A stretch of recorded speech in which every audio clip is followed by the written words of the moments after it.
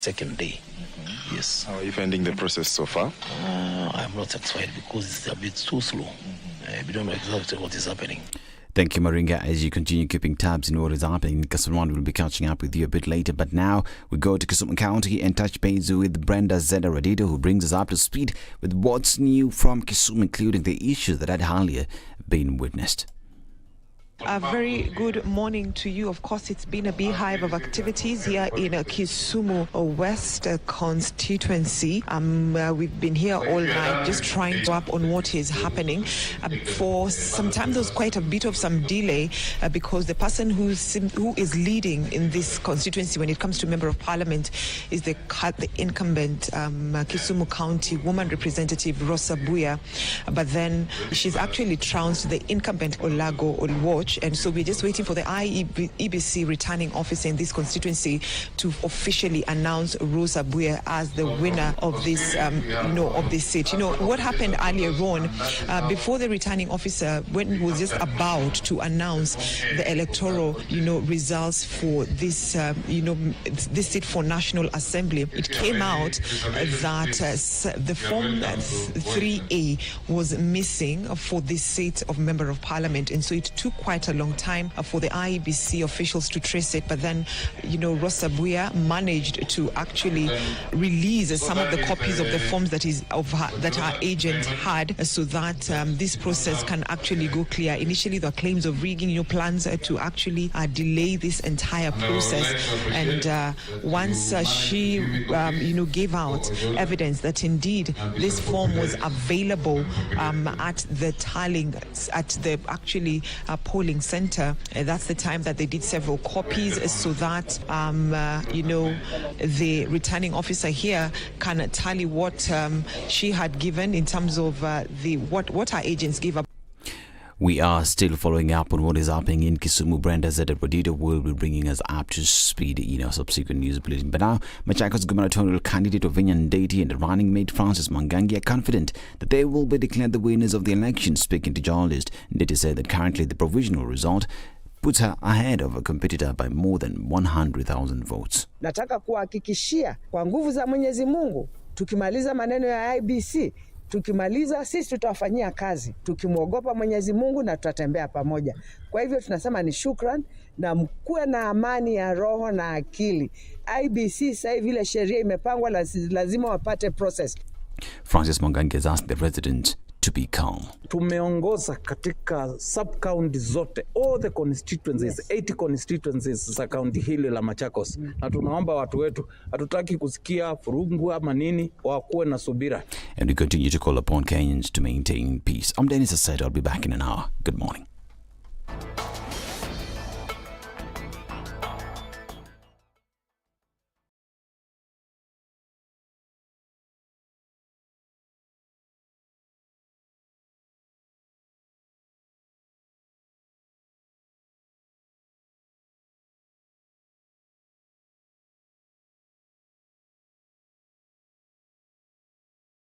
The following takes place between 6 a.m.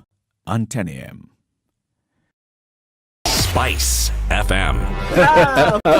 It's getting hot in here. Oh, everybody steals. It's better a thief who brings something small back. And I say to myself, there's no better thief. A thief is a thief, period. All those bribes, how much they are getting per year, how much inconvenience they are causing. As much as you call it a small case, it's worth it to be convicted. The truth is, we are a tribal nation. Because if we were not tribal, and I want to go back to this, you cannot continue walking around with a mug which is clean outside and it's rotten inside. We have become a Fuliza country. We have mortgaged our country because of debt. You've got one chef working and the assistant chef wakati anatakana koroge. Good morning. It's a wet morning in Nairobi, and we're looking at the rain coming down, so that means a lot of the roads are slippery.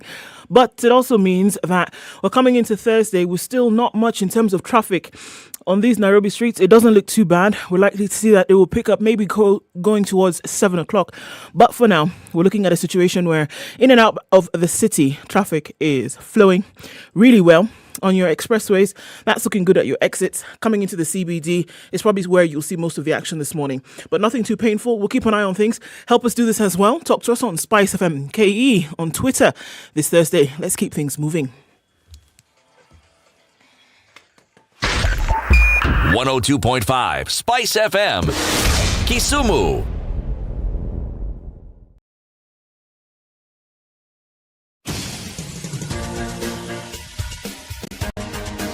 This is The Situation Room, the home of hard-hitting political commentary and penetrating insights about the state of the nation. This is a talk radio experience like no other. The Situation Room, a place for hard truths, debates, and elevated conversations. The Situation Room, witty, political, engaging, deep, controversial. In the room, we have C.T. Muga, researcher, academic, seasoned political observer, a fountain of wisdom in these politically uncertain times. Ndu Oko, Nigerian by birth, Kenyan by choice, communications expert, Pan-Africanist, a truth seeker and believer in people power, and Eric Latif, agent provocateur, the man in the chair, seasoned journalist, news hound, a man who believes in punching up, not down. This is The Situation Room. The only way to start your day at 9 minutes after 6 o'clock, coming into Thursday, August 11th. And is it 10th or 11th? Abi? 11th, I was right. Thank you very much. It's a chilly morning. It's raining in Nairobi and other things are coming down as well. Many leaders that you saw in previous elections coming down, some rising up.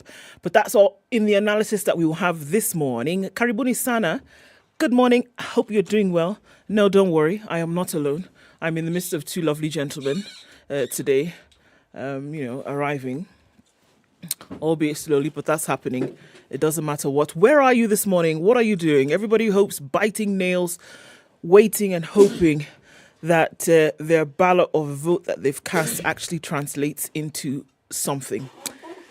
Siti Muga, good morning. Yes, how are you? Fine, thank you. Good morning. Good morning. You said that already. How are things in City Land? Good. It's cold. I know. The weather's doing a thing on us, isn't it? I don't know. They were starting and stopping and going and coming. There were indications that it was getting slightly warmer. Then this morning, shock on everyone. as you would say, boom. Boom indeed. So, hi Eric. Are you all right? Me? Yeah. Seeing as you're the only Eric in the room, yes, it's to you I'm referring. So today's not talking. Kneel by mouth. Kneel by mouth in terms of speech. Me, I'm fine. Okay. Things all right in Eric land? Okay, we're going to be grunting today. City, are you ready? John Eric, it's just early morning. What he's doing is essentially clearing his throat. He's waking up the things. Where? You walked in here and you didn't switch off the AC. So how did you expect us to I switched it off at 4:30 in the morning. Where were you at that time? Actually, but then you didn't warm it up. How was I supposed to do that? Dance about the room like a tribal warlord? What was I supposed to do? Well, that's something. Tribal warlords are danced for. They don't actually dance themselves. Now that it was only me. There are people who do that for them. Now that it was only me, what was I supposed to do? You didn't warm up the room. Call me fire. Fire. Holy Ghost fire. It's such things. Fire. How are you? You well? Very good. Welcome to Kenya's biggest conversation, everybody. We're tracking the numbers. By the time I was leaving the Standard Group Center at 1 a.m., we were at 8 million votes done by our tallying center. Now we are at 11 million votes and going. We're looking at around 16 million votes that were cast. So by the time we get to 15 million votes, 8 a.m. this morning, we'll have a better picture of what the situation looks like. Countrywide. Yes. But we already have a good picture of what's happening in the constituencies. We have been told by the returning officers and by candidates who has won, who has lost, and who's going home. At the county level, the Senate and gubernatorial and woman rep, that's taking a bit longer to get announcements done because the county returning officers are taking a while. But we will be looking into what is now shaping up to be the 13th Parliament, and it's what we will be discussing at some point today. We'll be joined at 7 a.m. by Caroline Gaita. She's Executive Director of Mzalendo Trust. Mzalendo Trust is this platform that has been monitoring the performance of members of parliament. And then they release some data annually, and they tell us, this MP nil by mouth in parliament in the last 1 year. This MP participation in contributions to debates on the floor of the House. This one, participation in committees, very good. This one. So Caroline will be here at 7 o'clock, and she'll be joining us. We'll be looking at what's happening across the 290 constituencies, plus the 47 single woman representative seats. We'll be talking about that. And then at 8 o'clock, we'll be getting closer and closer to being able to project the results of this presidential election using our converged newsroom at Standard Group Center. We should be able to have a clearer picture, and that's what we'll be discussing at 8 o'clock. So we'll be joined by Javas Bigambo. He is an advocate, a policy and political analyst. Yes? Yeah. Yes. Keep it here for that and more. Tell us about COVID. All this notwithstanding, COVID is still doing the rounds around the globe and in Kenya as well. 592,129,086. That's what the global tally is at the moment. If we're looking at what's going on in Kenya, 10 new COVID cases from a sample size of 427. Now, you might ask, so then why is the positivity rate 2.3% when yesterday we had 10 cases from a sample size of 1,028? Well, obviously because the number is larger, so the number is smaller today, so you're going to have a higher percentage just because of that. So 10 new cases, and unfortunately now for the first time in a while, 1 recorded death from COVID over the last few weeks or so. So that's what we're looking at for what's going on in Kenya. Not to forget, all of these cases were in Nairobi, by the way. Nothing else outside of the country, at least for now, in terms of what was found. What's happening on a global scale? Countries continue to open up in terms of travel restrictions, not as stringent as they were before, but there's some countries, not surprisingly, China, with a zero COVID policy. And still saying, look, it's absolutely necessary for us to keep things as tight as possible. COVID infections are continuing to fall around the UK. They're falling in certain parts of Asia. And it'd be interesting to note if President Joe Biden is still positive. They're saying that he had symptoms of long COVID. He's doing all right. But that's what it looks like for now. COVID is still a thing. It is still doing the rounds. I know that now we're still in the throes of, waiting to see what happens with this election. However, if you've not been vaccinated, do it. If you have, get the double dose and get your booster shots when you can. It's 6:15. Are we live streaming the show? Yes, we are. We're on YouTube, Facebook, and on our website, www.spicefm.co.ke. Do you have people online who are saying hello to us? Yes, we do. Are you one of them? Probably not. Please go onto Facebook right now, on YouTube and Twitter, and tell us where you're locked in from this morning, how you're feeling as we all wait for the results to be announced. Also, tell us whether your candidate for MCA, for MP, has won. Even your candidate for governor and senator. How are they faring? Let's do that after we take a break and take a look at the weather forecast. Good morning.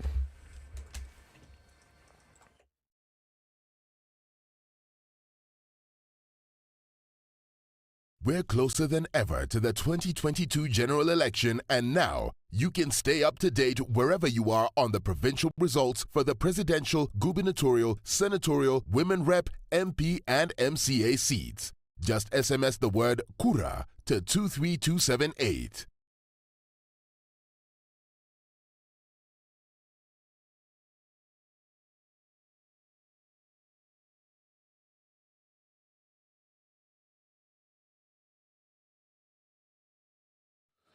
Rainy conditions is what we're looking at in Nairobi this morning. We will see highs of 22 and lows of 14 today. Looking into cloudy conditions in Nakuru at 14, highs of 24. We'll see highs of 18 in Nyeri, where it's raining as well at 13, coming down to lows of 12. 13 degrees and clear conditions in Eldoret, highs of 23 and lows of 13. The rain is also coming down in Mombasa at 22. We'll see highs of 26 and lows of 21. Malindi is also rainy this morning at 23. We'll go to highs of 27 and 19, and clear conditions in Kisumu, highs of 29 and lows of 19. Kakamega is clear at 17, highs of 28 and lows of 16. Looking out into Kampala, it's partly cloudy at 19, highs of 28 today, and Dar es Salaam will see highs of 28. It's currently raining as well at 22. 12 degrees and cloudy conditions in Johannesburg, highs of 22 and lows of 9.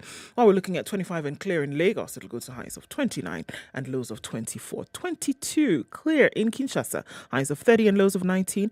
It's sunny out in Beijing at 27. We'll see highs of 31 and lows of 23. Paris is cloudy at 20. It'll go to highs of 33, and we'll see highs of 32 in a cloudy London at 18. Wednesday night is mostly cloudy in New York at 25.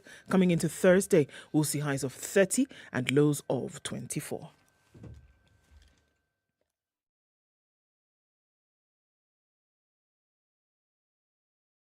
Spice FM. Spice up your life.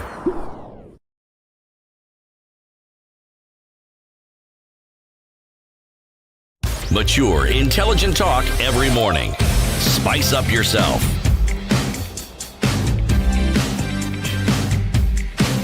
Okay, it's 18 minutes after 6. Unaonaje? Nimeona vizuri sana. Very good. Okay. Peter Njoroge says, good morning. You're back. You had to disappear for a while. Well, we're glad to have you back. Karibu sana and welcome. Calvin says, freedom is coming. Okay. And there's an airplane and blue bonbons. Okay. It's bringing the freedom. I guess so. Sawa. Morris. Kunywa. Sindio? Morris says, good morning. Wamuchanja Cabras in Nakuru. Ebubere Mumias is where Faristo Muganda is. And Benson says, good morning. Tuned in Nikiwa Dagoreti, Nairobi. Nakupenda sana. Okay, good morning, Biketi. Sema nakupenda pia. Come on. Nakupenda pia. Yes. Isn't there a song like that? Yes. Oh, it's a Michael Jackson song. Anyway. Yeah. Who sang that song? Nakupenda. That one? Sijui hiyo maybe. Huyo achana akusema pia. Again. Bernard Michobo, welcome, my guys. It's TBT, is it? Yegon. Nilisema Azimio tunaweka ndani hii. Okay. Good morning. You're tuning from Nandi. All right. Yegon, where did you vote, by the way? That's a good question. Last time we spoke to him, where was he? A place he'd never mentioned. He was somewhere in Mount Kenya. Yeah, he was actually. So now he's back in Nandi. I think he votes in Nandi. So Yegon, you'll tell us about Nandi and how it's gone in Nandi. A man with a name I really like, Clyde Nanjakululu, is tuned in from Ruiru this morning. And Sky Karish says, good morning. My favorite's Chichi Rose. Good morning. Following silently, well, we can see you. Welcome. Bay, tuned in from Macha, is well tuned. Otieno. Nothing like a double name this morning. Tuned in from Kisumu. And Abraham Lucorito is tuned in as well. Peter Ndungo says good morning. Tuned in from where you're tuned in from. We can see all of you all. Thank you for joining us this morning. Karibuni sana. Eunice Macau tuned in from County 001. Borkor Daniel tuned in from Ghana. It's 3:19 in Ghana this morning. So good to have you up. Okech Willington is tuned in from Nakuru County. Embakasi is where Juma Carlos is, and many, many more of you online. Thanks for heeding the call and joining us this morning. Good morning. Asante sana Kilamutu City. Mm-hmm. Are we still in that gap place? Yes, we are still in that gap place. Mm-hmm. He who digs too deep for fish may come out with a snake. You dig for fish? You do. It's true, actually you do. Yes, you do. You do. It's true. It's true. Especially in Gabon. There's a place in Igbodo. You see, there has to be a G. Igbodo. Is it Igbodo or Igbodo? If you want to know where I'm from, the place where I'm from, inside Igbodo. Bodo. Igbodo. There's a place where it looks dry, but then they dig into the soil and you find that it's a bit wet and there are fish inside. Catfish. Yes. And mudfish. If you dig more deeper than that, snake. According to the Gabonese. Okay. It's true. They're onto something. But these people of Gabon and their proverbs, it's just too deep. I'm telling you. Yesterday was about what? Water and sweat. The previous day coward. was... A coward can sweat even if they're in water. And the other one was? A silly daughter teaches her mother how to bear children. They must have had some really rich life experiences, no? It's Gabonese. Gabonese. Mayonnaise, Gabonese. Remember that? They are Gabonese when you call them in the French. The rest of us call them Gabonese. Gabonois. No. Burkinabe. Yes. Because you cannot call them Burkina Fasonians. Burkina Fasos. Okay, let's look at the newspaper headlines. Remember, if you want to get the latest update, the latest tally of election results, go to standardmedia.co.ke/2022 elections. standardmedia.co.ke/2022 elections. You will get the latest presidential tally. You can select office, you can pick the presidential or governor or senator or woman rep or MP, and then you select your area. If you just look at the presidential one, it gives you the global tally, the numbers that we've tallied so far, and then they give you detailed results per county for each of the 4 presidential candidates. What's in the newspaper headlines this morning? Well, I have the Standard and the Nation, and the Standard says shock upsets as Raila and Ruto wait continues. That's on the front page of the Standard, looking at those who are out in terms of the big names. And on the front page of the Nation, cliffhanger with giving the percentages and telling us the story of why the media tallies are different. So we'll look at that later. Yes. But look at those who are out, according to the Standard. Out: Amos Kimunya, Kipipiri MP, Jeremiah Kioni Ndaragwa MP, Gunjiri Wambugo Nyeri Town MP, George Theuri Embakasi West MP, Gatondo South MP Moses Kuria out as well, Wafula Wamunyinyi Kandui MP out as well, Kanini Kaiga Kiani MP out, Mercy Gakuya Kasarani MP and Machakos Town MP Victor Munyaka, as well as Nixon Korir Langata MP out. Hope and anxiety in Nyanza as presidential poll still waits. Independence in Ruto's backyard fall by the wayside. IEBC confident of beating result transmission deadline, and the call continues to be IEBC is the one who will give the final results. I know there's a lot of pressure and there's a lot of tension here with the different numbers that we are seeing.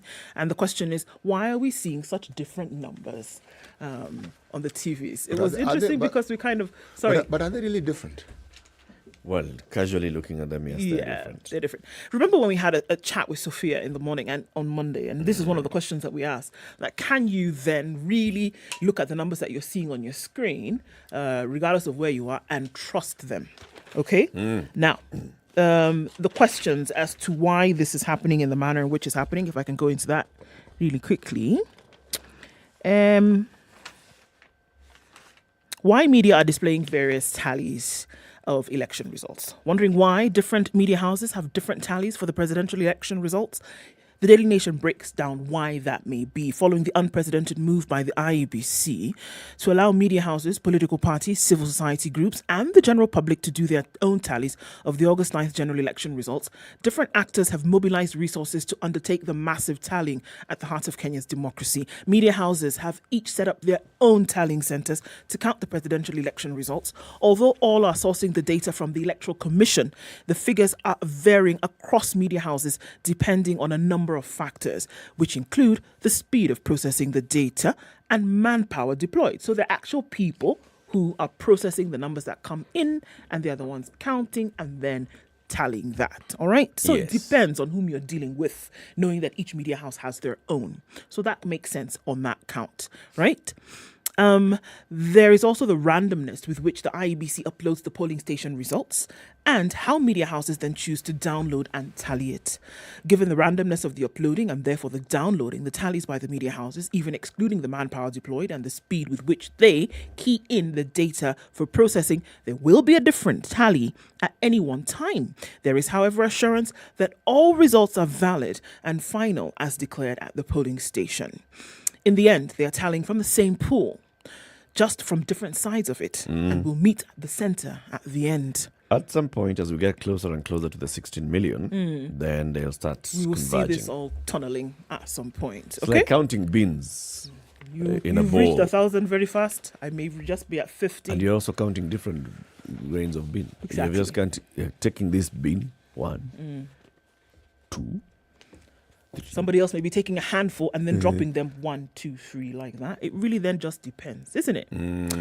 So remember, according to IEBC chairman Wafula Chebukati, during the presser that they gave yesterday, he said at the polling station, the results that are announced will be final, and the ones in the portal, the public portal results, are the ones the commission will rely on when doing the tallying at the National Tallying Centre. But the important thing to remember is that the data is the same as per tallies from the polling stations as reported by the IEBC. Okay? Okay. This is something that is really, really big this time. Okay. In 2013, I was at Bomas for the 7 days, and it was only IEBC that was giving the numbers. So the numbers as declared at the constituency, no, not constituency, at the polling station, the agents had the numbers, okay? But because we were just coming from 2007, everybody was right there on edge, so nobody wanted to go with any number. So let's wait for IEBC. That is Isaac Hassan at Bomas. So Isaac Hassan at Bomas was receiving the figures from the polling stations and coming from the constituencies as well and projecting them on the big screen. And then what was happening? Somehow there were very many rejected votes. Yeah. So by the second day, the second night of tallying, the civil society was now up in arms asking, why do we have so many rejected votes? It was actually who was leading at that point? It was either Uhuru or Raila leading, and then rejected votes number 3. Yes. And then they'd keep moving. Either Uhuru rejected Raila. Raila rejected Uhuru. Uhuru, Raila rejected. It was like that. So rejected was a candidate. It was a big deal in that the year. election. Yeah. It had to be something being discussed. But now nobody else had access to that data. 2017, similar. Nobody had access to the data. And this time, IEBC says it has been declared publicly at the polling station. It's there, public. You want to tally? You want to tally? You want to tally? Tally. Everybody tallies. Go ahead and tally. You tally. After all, even what I will come and announce is the same number. The result, as declared at the polling station, is final. You know, it diffuses that whole situation completely. Sana, although it also creates now the other angle. It does. Which is what is being raised as a concern here in this story and by the Media Council of Kenya, because we are seeing even the political campaigns by yesterday morning. Remember, yesterday morning, everybody was winning everywhere. In fact, there's some post that I saw where someone says, if your candidate isn't winning on one channel, look for another channel. You'll find them winning. Yes, you just choose the channel. You'll find somewhere along the line, you'll find your candidate winning. But why I say it's diffusing the tension is because the wait for the point at which people are waiting for results in this country also tends to be one of the most tense moments. It is. Yeah. Unfortunately. Yep. It is. And it has nothing to do with the results being announced. It's just that the idea of who the winner is going to be, man, the tension is palpable. And, you know, with all the results streaming in, you know, for most people, I decided to do my own little survey and talk to people. Ended up at my barber's. I didn't get, they didn't, we ended up discussing politics. I didn't even get the haircut that I was going to get. But I found 3 camps. And each camp was tense. Completely tense. And I said, but there's a TV. Just look at the numbers. It's 1 million plus, 1 million plus. We haven't even got to 3 million votes. And the total number of people who voted, we are told, is 12, but it could get to 14 or 15. I said, my goodness, it's what's the pressure? There is nothing I could say. There is nothing that I could say to calm anybody down. No. They were determined that they were going to be on tenterhooks. Yeah. You know, some people actually fall sick. Yes, no. For real. Yes. Yes. But the good thing with the way results are relayed, when we start relaying results for MPs, MCAs, it may not be noticed, but it diffuses the tension somewhat. Yes. Because you start getting used to the idea of losses and gains, as we call them. But the thing that I like about this particular election is how people are coming out to concede. I've never seen it before. This number of people, and some even congratulating the person who's come in. The person who takes the cup is the former MP for Langata. Nixon Korir. Yeah, oh yes. He went to town about it. He said even before the IEBC announced it, they've done their tallying. He can see what's happening. Yes, he thanks the people of Langata and he congratulates the incoming. I said, now this is a good trend. Naomi Shaban as well. Precisely. Did the same. My agents have told me we are losing in our stronghold. So it's clear. It's clear. The reading is on the wall. Just accept and move on. See? If that particular culture is developed and entrenched, then we are settling onto a good thing. Yeah. Shall we take a look at traffic? Let's do it. 27 minutes to 7.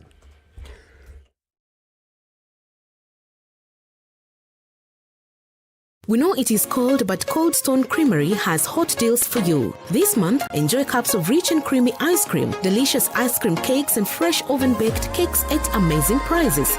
Visit any of our stores in Nairobi or Mombasa and indulge in your favorite treats. Cold Stone Creamery, the ultimate ice cream experience.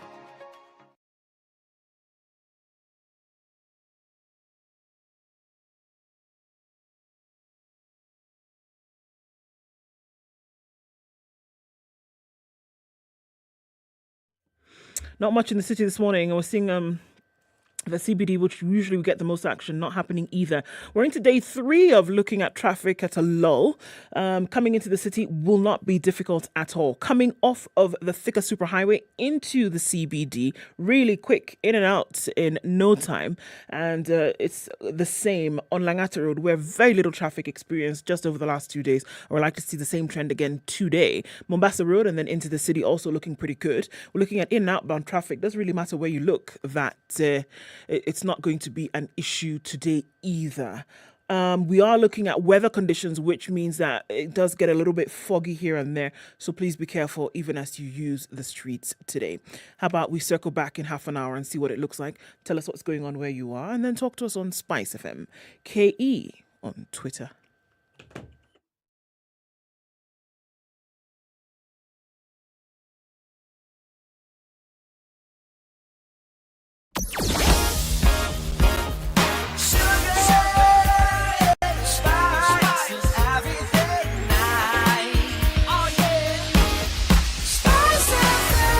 Spice up your life. It's 25 minutes to 7. So, Mount Kenya. What? Hey, hey. Let me tell you, my friends. Things have gone a certain way. UDA wave in Rift sweeps away big names. That is there. Early results show Ruto allies in Mount Kenya ahead as rivals concede. This is page 7 of the Standard. Deputy President William Ruto's UDA party appeared on course to take majority of the seats in the Mount Kenya region according to provisional results. The IEBC officials were yesterday keeping the figures closely guarded until the final tallies are factored in, even as some candidates were conceding defeat. By the time of going to press last evening, Meru Governor Kiraito Morongi was trailing woman rep Kawira Mwangasa, who's an independent, and UDA's Mithika Linturi. In Laikipia, Governor Derito Muriithi also appeared to be trailing behind his predecessor Joshua Wakahora. Former Cabinet Secretary Mwangi Kionjori of the Service Party appeared poised to reclaim his Laikipia East parliamentary seat, with tallies showing that he was leading the incumbent Mohamed Amin Dedi. In Kenya, Nyeri, the Jubilee Party Director of Elections, Kanini Kega, remained cautious, even as early results showed that he was behind UDA's Joroge Wainaina. He went onto social media and said, "Opening another chapter. When one door closes, another one opens. I'm heading to Bomas." And he was at Bomas in the evening. A new chapter opened. Moving on swiftly. In Murang'a, almost all elective positions appeared likely to be taken by UDA. Senator Irongo Kangata in the lead with 146,000 votes against Jubilee's Jamle Kamau for the gubernatorial race in Murang'a. In the senatorial race, Joe Nyutu was leading against Kembe Gitura of Jubilee. In Mathioya, Dr. Edwin Mugo had by midday garnered more votes than the incumbent Peter Kimari. Kandara MP Alice Wahome was on the path to victory against Shege Njuguna. In Kegumo, Joseph Munyoro took an early lead after polling more votes than the incumbent Wangari Mwaneki. Provisional results from Kangema showed Peter Kihungi leading George Kibuku of Jubilee. Kiharu Dende Nyoro appeared set to secure a second term in Parliament. Among those who considered defeat were former Mukurweini MP Kabando Wakabando, who was in the Nyeri gubernatorial race. Assistant Minister Kilemi Mwiria in Tigania West contest, and MC Jesse in South Imenti. And if you look at now the others who have also considered defeat openly, Amos Kimunya, the MP for Kipipiri, it's always are looking now even on the front page of the Standard, right? Yep. Jeremiah Kioni, Jarago MP, Jubilee Secretary General. Gonjiru Wembogo, Nyeri Town MP, Jubilee leader. Kanini Kega, Jubilee Director of Elections, leader of what is he leader of in the National Assembly? Chair of the Budget Committee, right? Also out. So it's like the UDA wave in Mount Kenya was big, which led Professor Makao Mutua to tweet. Can I read what he tweeted? Please. Professor Makao Mutua tweeted last night. Ruto has played the mountain like a fiddle. My beloved cousins will only realize the worth of water when the well is dry. Sheesh. How do those grapes taste? Let's be kind and say they're on their way to being sweet. Big one, this one though, right? No, actually, the script isn't far from what they themselves have been saying. What we're seeing is now a confirmation of what the Kenya Kwanza were talking about. The thing that I'd like to ask, though, what was the voter turnout? By the way, the voter turnout could also be a vote by itself. Oh, but that is always a vote. In fact, this is the really interesting thing. That's why I asked the question. It is a vote. Because the percentages, the numbers we're talking about, what percentage do they represent of those who are registered voters in these particular areas? Because, as you say, the turnout is a vote. The non-turnout is also a vote. Yep.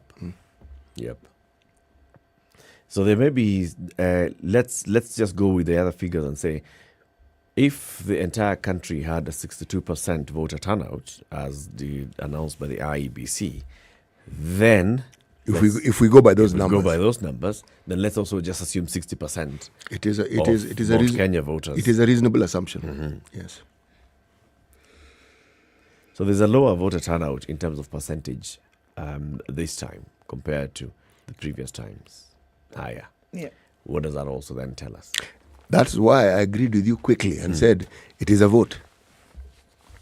Because you could get the numbers, but if you don't get the bulk of what the registered voter number is, yes, you will have won. But then again, will you have won? Is that a win or is that a win? Yes, exactly. Is it a win or is it a win? Because, for instance, somebody gets 90% in a place where the population is 20,000. Another one gets 30% in a population in a place with a population of 200,000. The guy who gets 30% where there's a population of 200,000 gets more votes than you. So, again, these are the details that even as we keep looking at these figures and they keep unfolding, I will be actually poised to look at in great detail. Because people are easily happy saying, oh, this region got 90%. Okay, so 90% of what exactly? This thing in Mount Kenya then also cements Rigathi Gachagua. It does. But as it cements Rigathi Gachagua, what does it do for Martha? Does it have an impact on Martha? So there was this whole conversation, Martha was not coming in on a tribal card. Martha is a national leader.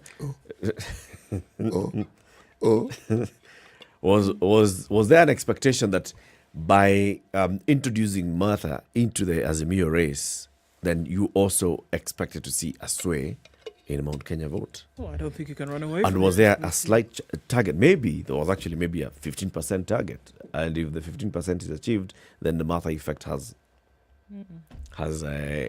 delivered. I think it was serendipitous in nature in that you would have that come about. That it would be assumed that that would be one of the things that would come about as a result of her being selected. It could be that what was said was the intent, right?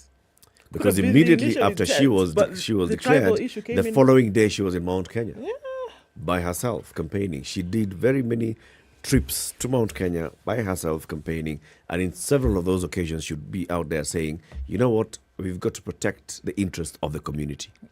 That means that she was campaigning with the community card. At the back of But it's the only way to campaign in your own backyard. This national thing is all good and well for the media, and it's all good and well when you're having an academic discussion. But if you're talking about political numbers, you have to get local. There is really no other way. But also, if you look at the numbers that Kenya Kwanza had in the mountain, what a Martha insurgency was going to do was reduce those numbers. The wild hope and imagination was that they might actually equal it. Overtaking it was always a far cry. But the idea was to reduce it. Now, the question I would ask is, were the numbers reduced? Yes. Yes. Was there a target set? Like, let's reduce it and gain some X number of votes for Baba. 1 million, 1.2 million. And that's why we are also now injecting the Martha card into it. Yes. So that we get something out of it. Yes. If they get it, then the Martha card has succeeded. It has. If they don't, then the Martha card has not succeeded. And that we can only know if they come and tell us, you know, we wanted Martha to get us 2 million votes, and we got 2 million votes. You know, anything can be said after the event. And since we weren't there when they're discussing it, we have no option but to accept it. Well, of course we can reject it, but... Don't have a choice, my friend. No, we don't. No, we don't. What you've been told is what you've been told. Well, what we've been told is what we've been told, and we're being told by the people who ought to know. So when they tell you, the options you have are, should we say, limited. Okay. What are you looking at, City? What I'm looking at is not what I want to talk about. Talk about what you're not looking at.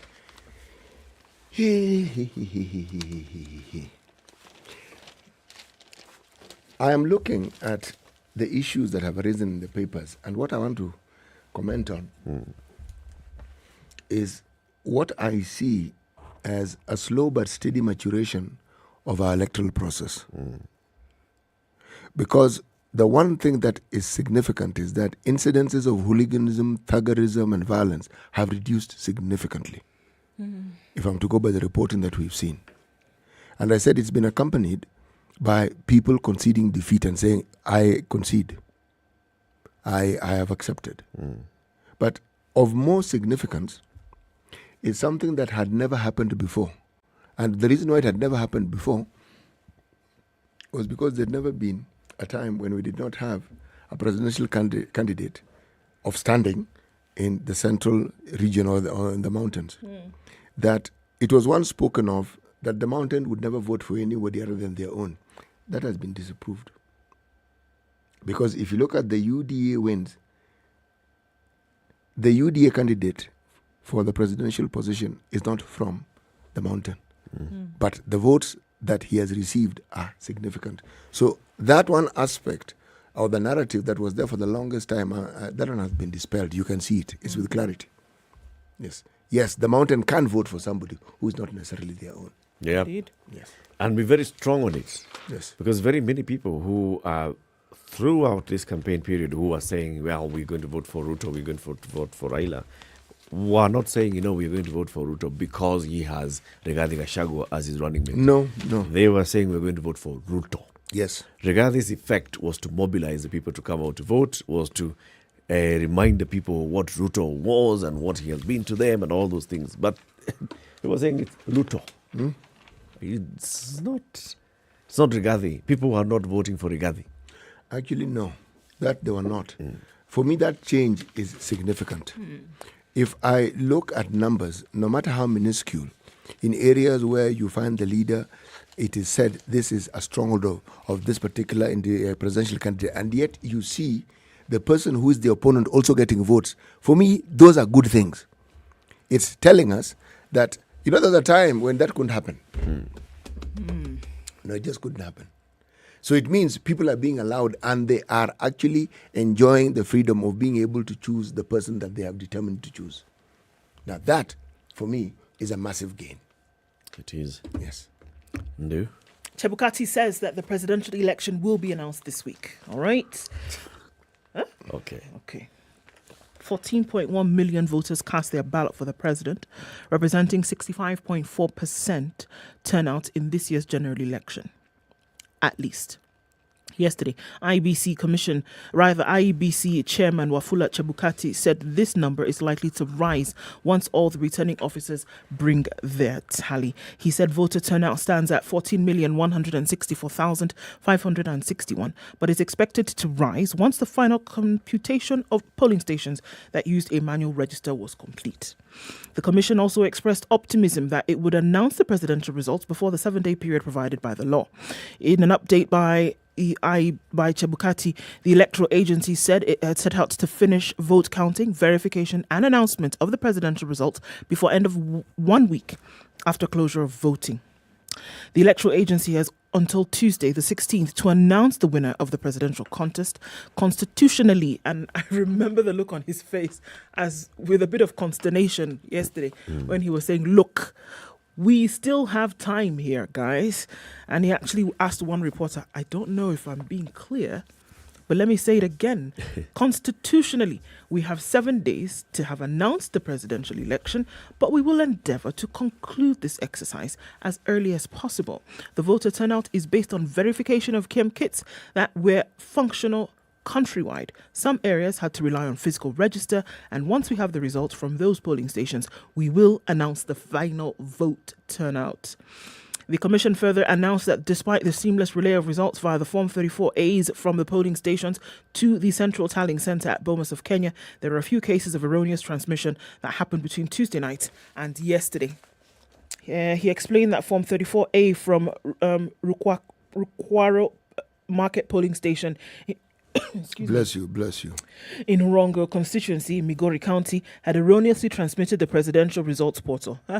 The returning officer had... I say it again? Yes, please. Okay. The Form 34A from Rukwaro Market Polling Station in Rongo constituency had erroneously transmitted the presidential results portal. I don't understand. Huh? Say it again. I thought I maybe clear. Third time's a charm, they say. I can't even say the name again. The Market Polling Station in Rongo constituency, Migori County, had erroneously transmitted the presidential results portal.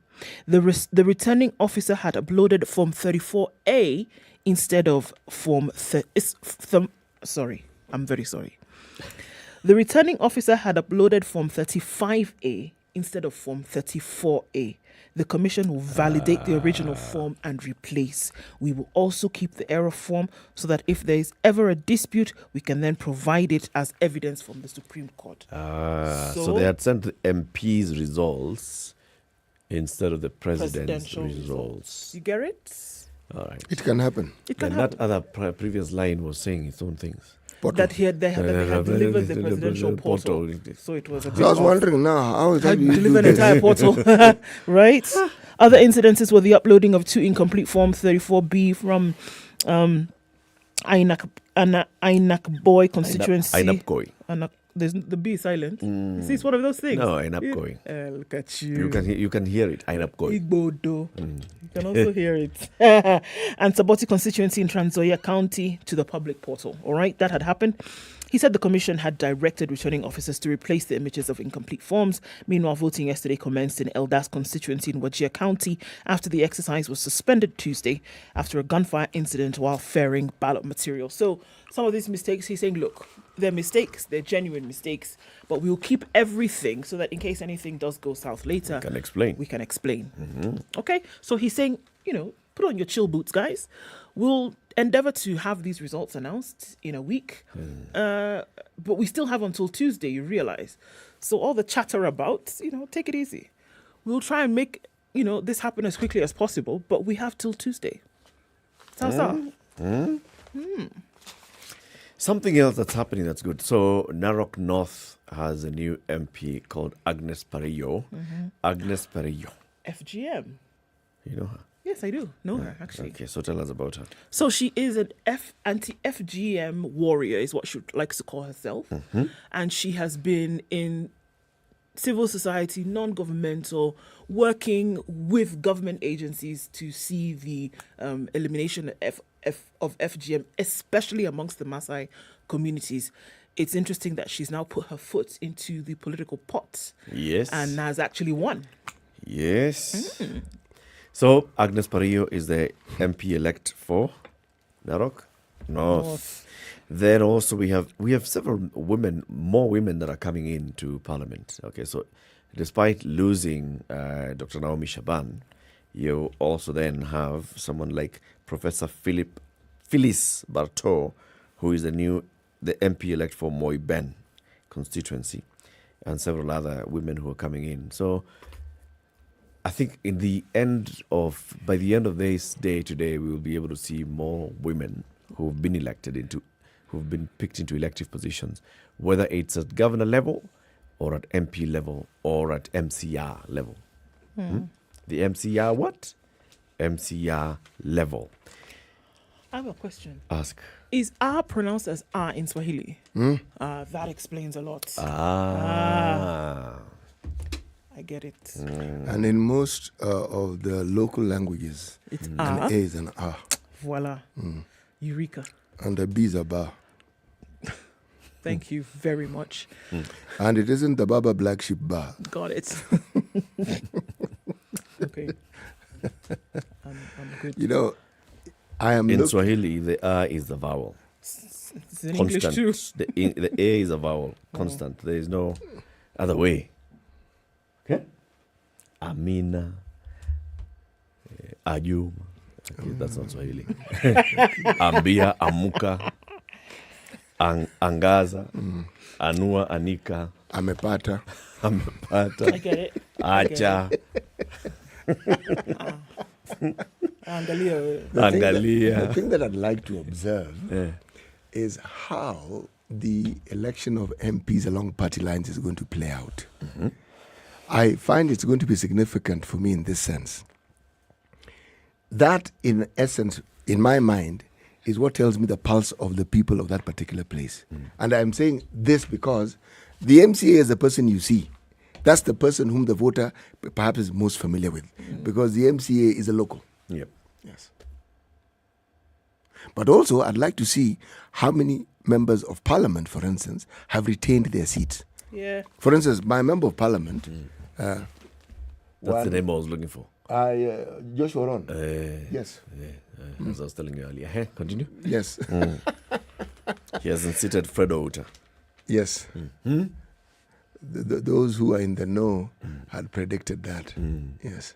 Okay. And for the simple reason that the immediate former MP did not come from that region. He came from, yes, his origins, I'm told, are in Siaya County. Allah. Yes. But your MP, Kisumu East MP? No, MP is Muhoroni. Oh, okay, not Muhoroni where you MP? go, where you live. Same, Onyango Koyo. Okay. Yes, him has retained his seat. All right. Yes. But our friend Shakil Shabeir has also, from all indications, has also retained his seat. Oh. But these elections tell you something about, one, not just the political party, but the political party and the individual. Because I'm sure we will find that there are people who are in a place where there's a certain political party that is dominant and yet they're losing. And the person who's winning is probably winning on an independent ticket. So it tells you volumes about the individual. It's a big thing. Yes. Page 2 and 3 of the Standard this morning is just pictorial, all right? Yeah. There's a big photo here of an AP officer. After a day and night of providing security, this police officer took a rest at the Kenya Industrial Training Institute in Nakuru East yesterday, lying on a table. Then you're also seeing other police officers in North Imenti, Meru. You're seeing election officials, poll clerks at the Embakasi East Tallying Center in the East African School of Aviation, taking a well-deserved break yesterday and just looking for somewhere to nap. A long queue here of election officials and police officers queue as they return ballot boxes at the Mathioya Constituency Tallying Center at Kiriaini Girls High School. This caption says that's in Nyeri County. Mathioya is not in Nyeri County, that's Murang'a County. But then, the thing that is catching me here is, imagine people went to vote at 6 a.m., polls opened at 6 a.m. on Tuesday. Mm-hmm. For them to open at 6 a.m., it means that the election officials had to be there earlier than 6 a.m. And prepare. And then polls close at 5 p.m. In other areas, close to 6 p.m. Counting starts. The same election officials are the ones who are counting. And they start counting. President, they go all the way, count. You can't take a break and say, tumechoka, wacha tukuje kesho. Tuendelee na hii ya gavana. Hey, continue counting. Finish counting, load those things up on a pickup, take them to the constituency tallying center. So they haven't taken a break, a proper break in this long. No bathrooms available. It's in a day primary school or day secondary school. Nothing. No bathrooms where they can, shower, freshen up. Long times that we're talking about. We need to think about this. Indeed. We need to. We cannot just say, no, you are being paid. So just do this job. No, man. These are very, very, very, very long hours for these officials, and you expected them to be alert. It's true. Because what they're doing is they're counting very important votes. Indeed. True. Many things not taken into consideration. I remember a clip we saw yesterday, a young lady who said, look, we've been here since Tuesday morning. We've not changed. We've not bathed. And here we are done. And then we have to wait for God knows how much longer to be able to hand over these ballot boxes. And we cannot complete this process without handing over the boxes. Yep. And there's a line a kilometer long easily for us to be able to do this. And it's still waiting. That's an aspect that has not been taken into consideration previously, and I think it must. We need to factor in something. And as long as our elections are so expensive, we can cut some costs and put up some tents where these people can be sleeping. But Eric, consider for a single second the amounts of monies we spend on the election, the amount of monies they give to lawyers, the amount of money they spend on advertising. We make tents in this country. We should be able to do this. Are you telling me that this is something they can't afford, or even these mobile toilets? Of course they can. Let's talk about this in the next hour as well. Good morning, 7 a.m. Time for the news and the latest updates.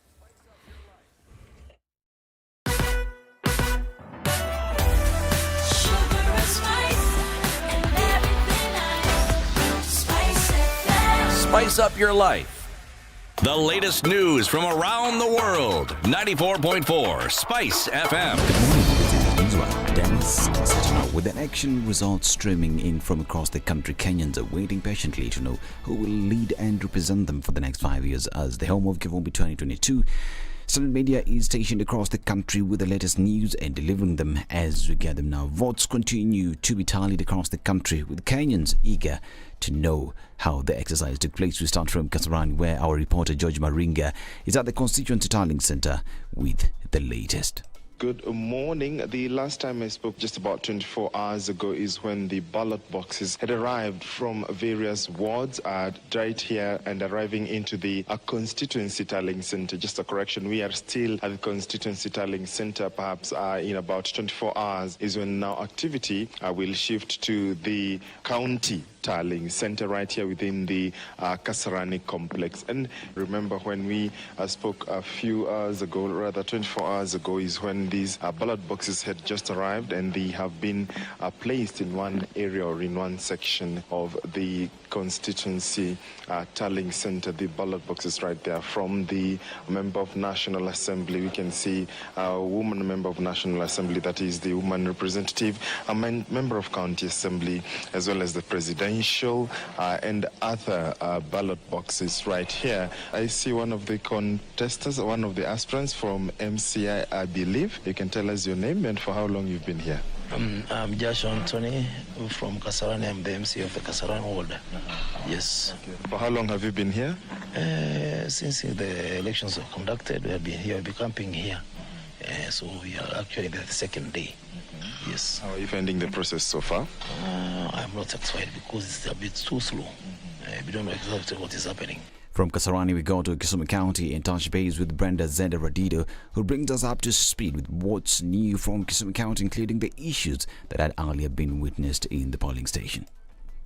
A very good morning to you. Of course, it's been a beehive of activities here in Kisumu West constituency. We've been here all night just trying to follow up on what is happening. For some time, there was quite a bit of some delay because the person who is leading in this constituency when it comes to Member of Parliament is the incumbent Kisumu County woman representative Rosa Buya.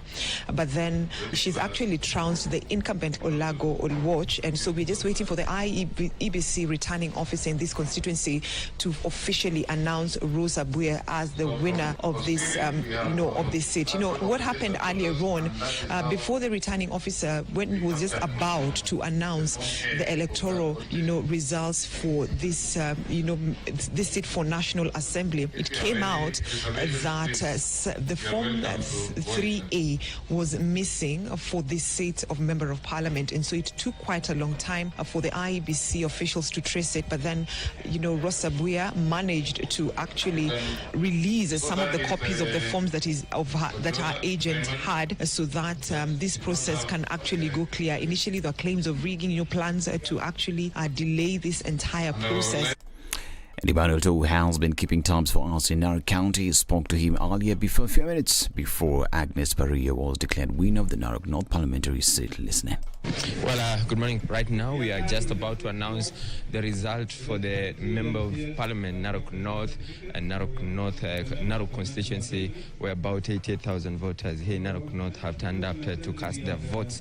And of course, we are just about to announce the result of the Member of Parliament. Let's just listen in to what is going to, what the returning officer is saying about this process. We have 189 polling stations, excluding prisons, and 88,665 registered voters. So out of 88,665, the three candidates were as follows: Kamwaro Martin Ole, Masikonde Patrick Balozi, Masikonde Rebecca Nanyu, Masidet Joseph Lebo, Meingati Alan Liaram, Pareyo Agnes Mantaine, Rotiken Simon Kaitike, and then Sadera Kerumunto. Now, the first candidate, that is Martin Ole Kamwaro, garnered 18,852 votes. Masikonde Patrick Balozi, 413. Masikonde Rebecca Nanyu, 1,537. Masindet Joseph Lebo, 308. Meingati Alan Liaram, 8,828. Pareyo Agnes Mantaine, 20,000. I'm Dennis Aseta. Good morning.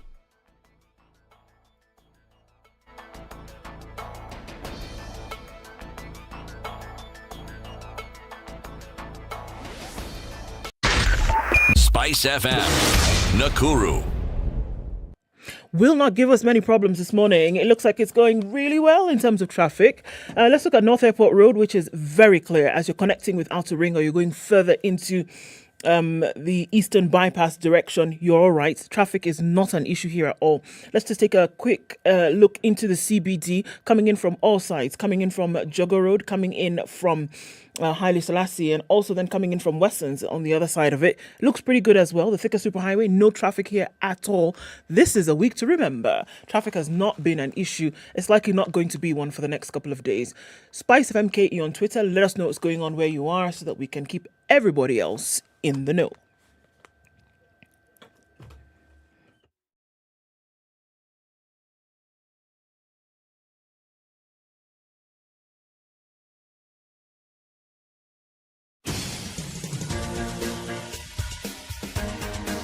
This is the Situation Room, the home of hard-hitting political commentary and penetrating insights about the state of the nation. This is a talk radio experience like no other. The Situation Room, a place for hard truths, debates, and elevated conversations. The Situation Room, witty, political, engaging, deep, controversial. In the room, we have C.T. Muga, researcher, academic, seasoned political observer, a fountain of wisdom in these politically uncertain times. Ndu Oko, Nigerian by birth, Kenyan by choice, communications expert, Pan-Africanist, a truth seeker and believer in people power, and Eric Latif, agent provocateur, the man in the chair, seasoned journalist, news hound, a 7 minutes man who after 7. believes in Good morning. punching Welcome up, to the not second down. hour of Kenya's biggest This conversation, is the Situation Room. Happy The Thursday. only way It's the to 11th start day your of day. August 2022. Everybody in the country is waiting for the results. They keep trickling in from various polling stations across the country. They are available. You can look for them and find them on forms.iebc.or.ke. That's forms.iebc.or.ke. But if you'd like to see those ones that have been tallied for you nicely so that you can also now start bragging that you know how the election is going, just go to standardmedia.co.ke/2022 elections.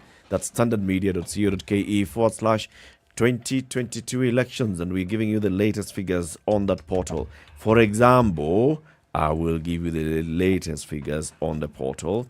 We have, yes, you now refresh. Just when I'm starting to brag. Anyway, City, give us a proverb first. Well, let me give you the proverb first. Okay? We're still in the country of Gabon. He who digs too deep for a fish may come out with a snake. He who digs too deep for a fish may come out with a snake. Yeah, not will, may. Of course, the question is, surely I thought people fish for fish in water. What's this thing about digging for fish? Fish ningwashe. Yes, mudfish, lungfish. Actually, you do know what happens with this thing, yeah? No, you tell us. It rains. Okay.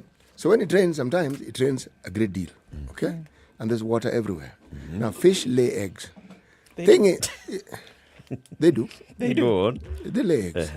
No, once they've laid eggs, sometimes they bury the eggs. Water recedes. They don't actually bury them. It could be silt or soft sand or that soft water. The eggs. Yes, and then they hatch, and if it's a black cotton soil, the very top may look hard, but underneath, that soil retains water. It does. So the fish actually just keeps growing up there, down there, and yeah. And up and about. And they're up and about. And here you are going to the lake. Well, there's actually fish in the mud. So it's the egg that is buried in this sand. That's part of the story. That hatches. That's part of the story. So does the egg now, when it becomes a fingerling, is it able to swim in the sand? Or it doesn't need to swim. Explain the life now it doesn't need of this to swim. fingerling as it grows to become fish. Now, what I'm telling you isn't scientific. And I want your story. No. It's not this is a story. We are not asking a scientist. Yes. We're asking City. Now, when I tell you the story, your participation is to believe. Okay? That's it. And not ask too many questions. Yes. This is how you participate in this. Yes. This was the story when I say, you say, then I'm going to say, Okay. Oh. That's how you participate in this. No. Yes. You say, Nisawa. This is not one of these things where you're asking me, CT, where's the data to support this? And I'm telling Nani, excuse me. This is not a scientific conference. Once it has rained, it rains sand. Then the sun that has rained buries the fish. Actually, it rains. The sun becomes mud. Eric, it doesn't rain sand, it rains mud. Okay. It rains mud, then the sun becomes a fish. No. Then you fish, then now you go and dig for fish. And No. The fish grows. And then according to this story, some of the fish are not fish, they grow into snakes. This proverb. Yes. Anyway, Caroline Gaita is Executive Director of Mzalendo Trust. Good morning, Carol. Good morning, Eric. Good to have you in Kenya's biggest conversation. I'm happy to be here. Finally. Yes. It's taken time, but I'm here. As good things normally do. Yes, yeah. Welcome to the hot seat of Thank you. The conversation. Yes. Mzalendo Trust. Yes. Tell us first about it, and then we'll discuss what we want to discuss today. Okay. So once again, happy to be here. Mzalendo Trust is Kenya's premier parliamentary monitoring organization. We keep an eye on Parliament. It's the way we say it, and we facilitate public participation in the legislative affairs of the nation. We tell you how your members that you elect are performing each year, what legislative proposals they have put forward. Our work is anchored on 3 broad areas, and that's what we hopefully will be speaking about: on inclusion, looking at the participation and the contributions of women and the youth and persons with disability; openness, which really looks at how accessible, how public participation is facilitated within Parliament; and of course, there's our work on accountability, just looking at work on Chapter 6 and how accountable Parliament is, but not just Parliament, but also government agencies to the citizens of Kenya. Okay. So in a nutshell, that's who we are. Okay. Yes. So we are transitioning from the 12th to the 13th Parliament. Yes, we are. Like we've seen historically, yes, every time we have an election, many members of Parliament do not make it back. Yes. They may take 5 years out, 10 years out, and then some of them come back. Yeah. But usually you'll find that somebody does not get re-elected into the next Parliament. Yes. Do you have the figures from the last 2 on the attrition rate? So on average, the attrition rate has been between 50 and 70% in the last 2013 and 2017. We still don't have the indications or proper indications for these elections. But one of the areas that I can already begin to speak about is perhaps Central, where we are seeing that even, the parliamentary leadership that we've had in the 12th Parliament is already being kicked out of Parliament despite holding senior positions, despite being very influential, and they're already being kicked out. But again, also, we could see some of the attrition rate go down in some areas because of the yellow wave, as we are seeing, especially in Central. We're also seeing that in this election, a lot of members are transitioning to other positions. So you have MPs and senators running for governor, women reps for running for single constituency seats, women reps running for governor, and members of Parliament also running for governor. So you could see numbers leaving Parliament, but successively, vying for other positions like governors as well, and leaving the National Assembly for the Senate. Yes. Okay. You know, the thing that I've always found interesting with our members of Parliament is when you have an academic perspective of their performance and what they do, I have been alarmed to find that the electorate don't share those views. Yeah, that is true. And as you're aware, every year we've done an annual scorecard. And part of what we are doing right now is also tracking how the best performing MPs in Parliament, the 12th Parliament, for example, are faring on in this election. And how they fare? And well, some, especially the women, some are MP elects. The others not necessarily. And one of the interesting things is that the citizens don't equate the lawmaking role of MPs with their performance. So they don't look at the number of bills they have proposed, they don't look at the oversight role, and they don't look a lot on their representational role. The focus is on development, which, as the Supreme Court has ruled recently, that's not really the main focus of members of parliament. CDF ought to never have been their key responsibilities, and yet this and how deep their pockets are has been some of the considerations that MPs are gauged upon. We've had MPs in some cases tell us that, look, when we go back to our people, they say that we don't eat laws. So they want to wake up, come to you for bursary, come to you for funeral expenses, come to you for a church contribution. And if you don't do that, then you're not performing. Yeah. And yet you could be the best legislator in when it comes to the performance of your three key roles as a member of parliament. But you know, the interesting thing again is the CDF and everything that pertains to it came into being long before we had county governments. It did, yes. And so right now when you have county governments and you could say the development has been localized, the perspective of what the MP would do, should we say, gets more clarity. Meaning you ask, but if you have a county government, so why is the MP augmenting this? However, the thing it does point to, and this goes back to the days of President Daniel Arap Moi, the late president, what we call the district focus, where it was an attempt to try and bring funds to the level of the district so people could actually access the things that they consider to be important to them through, in that system, it was through the DC and so forth. Yeah. But when this matter was brought to the MPs, it was the same attempt. Now, the county system seems to have put on a far better structure. Now, if you look at the needs that locals present as what they consider to be fundamental to them, yes, the Supreme Court has made its pronouncement, but is it in tandem with what the citizenry actually think is their fundamental need? Allow me to say this, and some of the challenges that you're mentioning point also to a lack of awareness on the role of the different positions, whether it's the role of county governments, the role of MPs. In 2019, there's a report that we did, Beyond the Ballot. What do citizens expect of their members of parliament? And it points to that lack of awareness. Unfortunately, the fruits of devolution as well, as we anticipated that service delivery would escalate or cascade downwards to the citizens. Citizens would understand the importance of participating, for example, in the development of county integrated plans. Citizens would be able to hold their county governments accountable. That has not happened, and the members of parliament still remain the first call, in most cases, of everyday challenges. And so you're right in the sense that perception that the MP is a first call, that perception that there are things that members of parliament ought to do.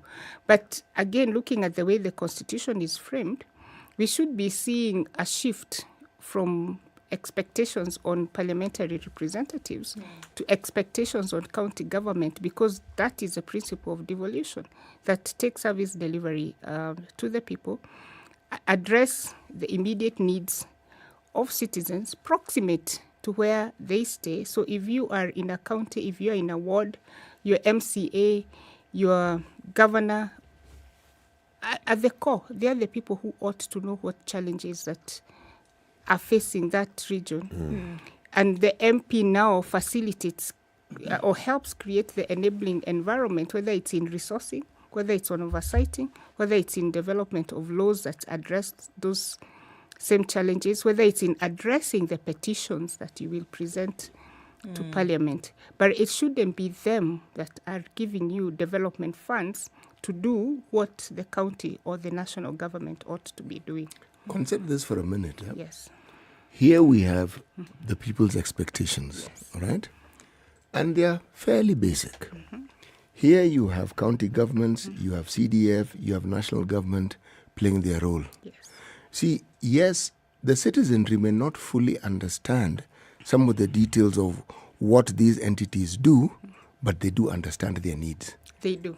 And the only way, in my opinion, that the citizens will understand all the wherewithals of all these entities is if they're actually functioning. For instance, people understand CDF because of the bursary element. Yeah. County governments also have bursaries, bursary schemes, yeah. But most people don't even understand that those bursaries are there. Now, when the counties issue bursaries, then people will know. What I'm saying is, don't you think that if there was a mechanism to ensure, I'm using the word enforcement here, the roles that these entities have, and let's talk about the county government, that this understanding that the citizens lack would actually be significantly reduced. Yes.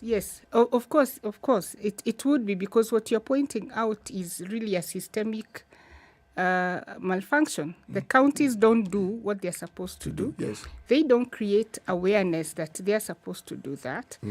And therefore, we've stuck 10 years of devolution, but our citizen mentality is still stuck to where we found solutions. Yes. And so there's that systemic challenge. And yes, if the counties did what they're supposed to do, if the national government did what it's supposed to do, then citizens will not have those expectations of their members of parliament.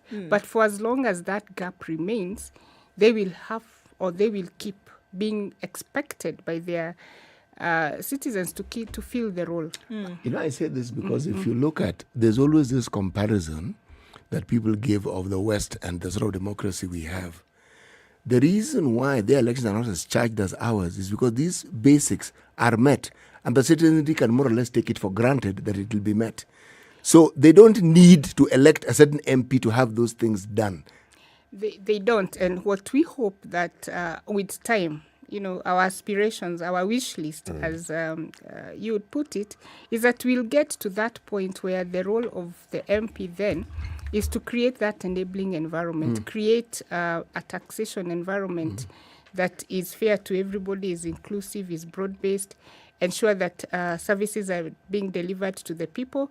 If it's the Senate, as you're calling your governors to the Senate and providing, you're playing your overall oversight on the counties, that then you're having these expectations of the governments. But as it is now, we are putting a band-aid on what is wrong with the system, as opposed to addressing what the challenges are. And part of what we need to do as institutions, as media, is then sensitize citizens that even as we are doing, as we are electing representatives across board, is to remind ourselves why we are electing them. What do we expect them to do when they get into office? And how will we ensure that this is done? In this election, you have seen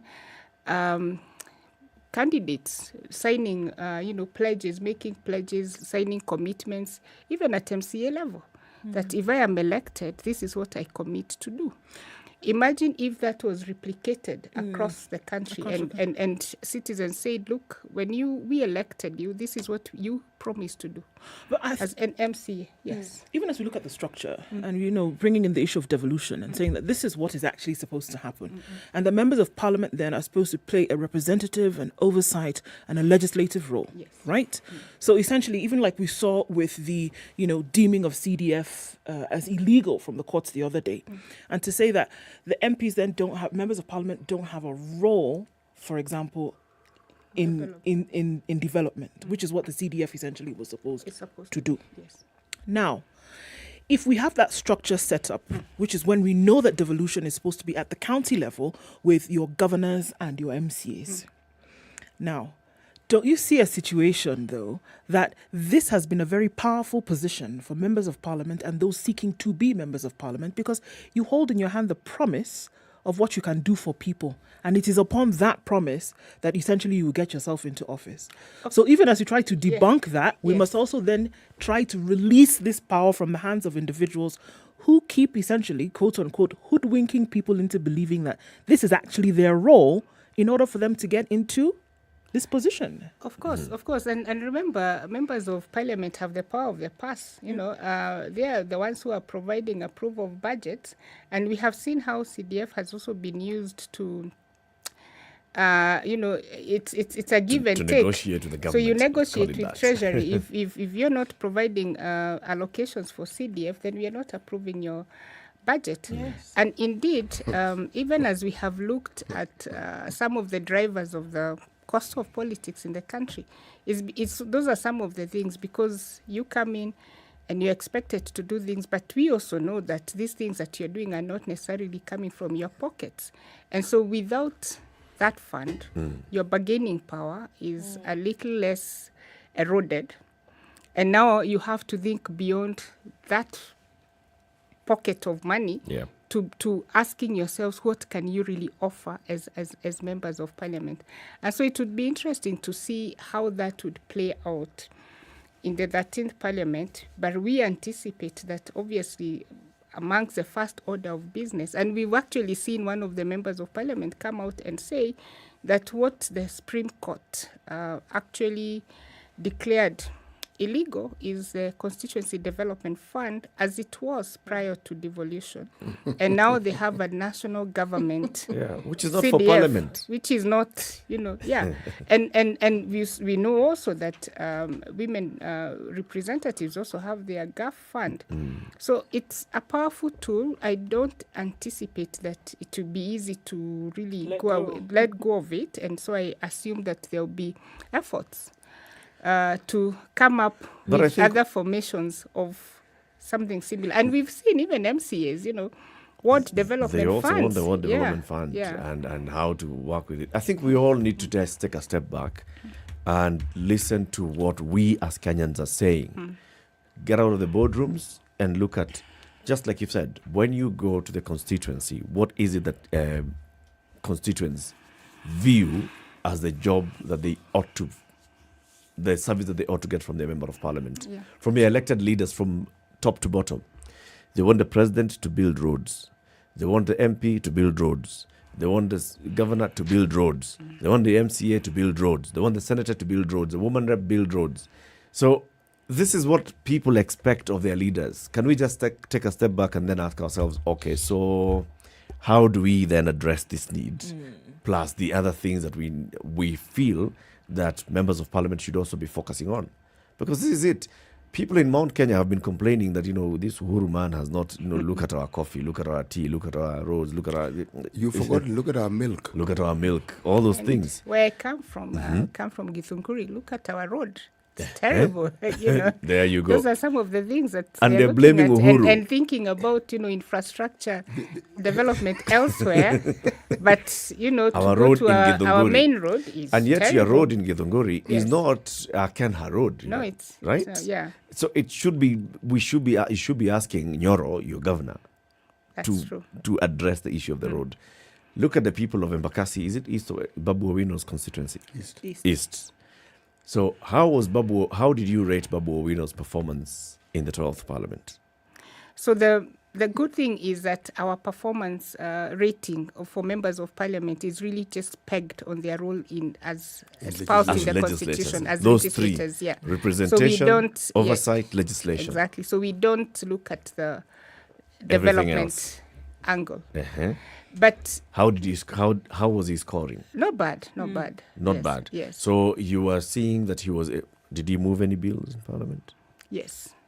But I would have to think of which specific ones. And he stood to contribute to debates in parliament. Especially the contributions to debates in parliament, because our scorecard is anchored on the plenary contributions as they happen.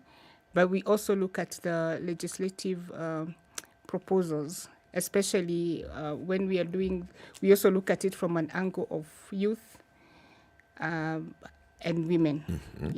We also do a special spotlight on those two, just to highlight and to debunk the perception that they don't do well or don't put in any proposals in parliament. If you go to Embakasi East, and the people of Embakasi East have spoken loudly about Babu Owino, and you ask them, those things that you're talking about are not what has made them re-elect him. Yes. It is what he's done on the ground. Absolutely. Okay?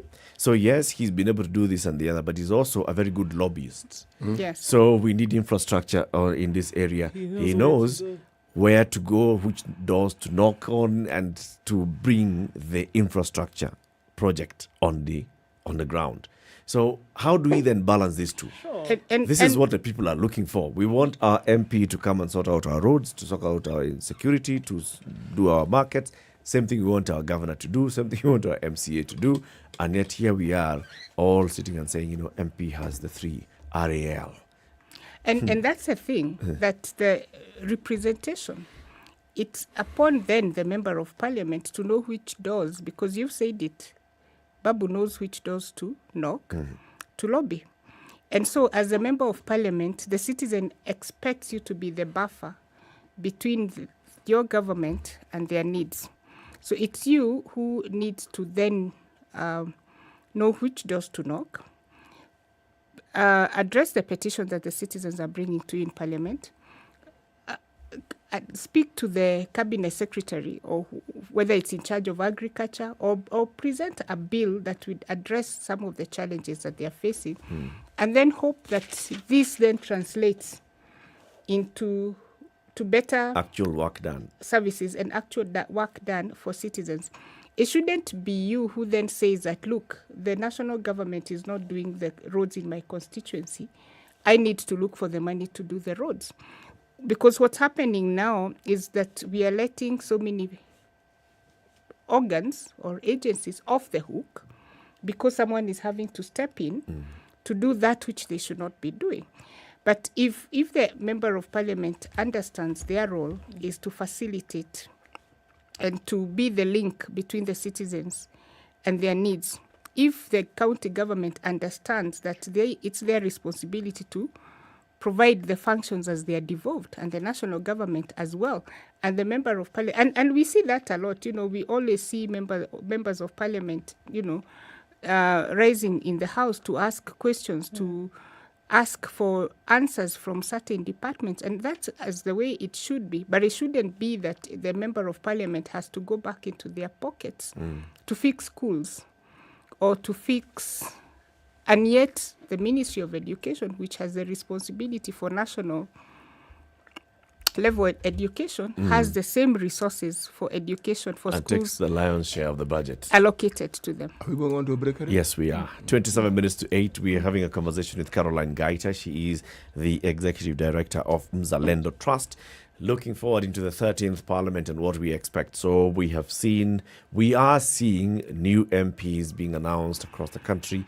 We are seeing old MPs being re-elected. How do we expect the 13th Parliament to perform? Let's also look at how did the 12th Parliament actually perform. We had very many complaints, even on this show, on, but this 12th Parliament, Msema Kweli is here. She'll tell us whether we were right. Let's take a break, take a look at the traffic and the weather, reminding you that, yes, we voted. Now we are seeing the results being announced. We've got to maintain peace. Elections Bilanoma is not just about casting the ballot. It's about the entire process. We are still in the process. Good morning. This is the Situation Room. The only way to start your day.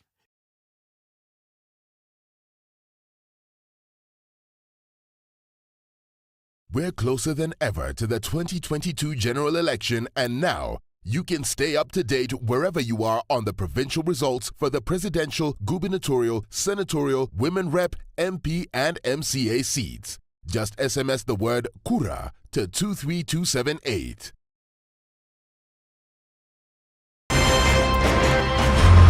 I like listening to you guys. You're the default radio station in my car in the morning. Even the children listen to you guys. I agree Parliament has failed this country. And I will say it again. We have not done what we should have done. We know in this country, the Kenya prison sector is one of the most underfunded sector. The way it is being done and the way we're calling it Huduma Number the Msema Kweli is because all records will be there. There are people who are now billionaires with no history as to how they got all these assets. Yes. Anything that the president does that is not in accord with the constitution is an illegal act. He shouldn't be doing it and should be sitting here and trying to sort of guise it up. I totally believe live transmission of results and allowing Kenyans to be able to view all these results I believe that it will be impossible to steal elections. The Situation Room, Kenya's biggest conversation. The light rain continues in Nairobi at 14. It'll go to highs of 22 today. 24 will be the high and a mostly cloudy Nakuru at 15. It's raining at 12 in Nyeri, highs of 18 and lows of 12, and mostly cloudy conditions in Eldoret at 15. We'll see highs of 23 and lows of 14. It's raining in Mombasa at 22, highs of 26, and we'll see highs of 27 in a rainy Malindi at 24. It's 21 and sunny in Kisumu, highs of 29, and we'll see highs of 28 in a sunny Kakamega at 19. Kampala is raining at 19, highs of 28. The rain is also coming down at 23 in Dar es Salaam. It'll go to highs of 28. Johannesburg is partly cloudy at 10, highs of 22 and lows of 9, while it's mostly clear at 24 in Lagos. We'll see highs of 29. 30 will be the high in a partly cloudy Kinshasa. It's currently 20 degrees.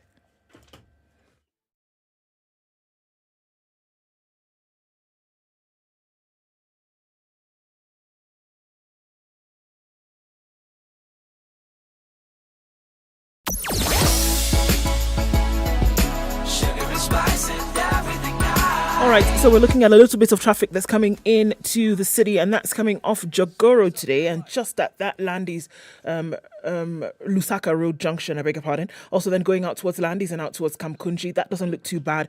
Just at that junction is where we're seeing some traffic. SpiceFM KE on Twitter is where we want you to talk to us this morning about what you may be seeing where you are. A little tad of traffic just as you're getting towards Langata Road, and also then into parts of Upper Hill. That little confusion as you get out towards the city. But again, not too bad. It looks like a good day for traffic. Again, 3 days and onto the fourth one probably with minimal traffic within the city and also through parts of the country as folks stay put to wait for those numbers. Remember, SpiceFM KE on Twitter. Let's keep things moving this morning.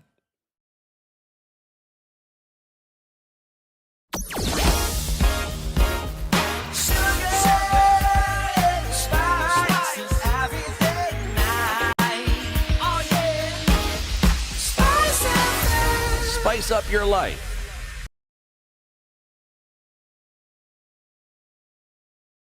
Mature, intelligent talk every morning. Spice up yourself.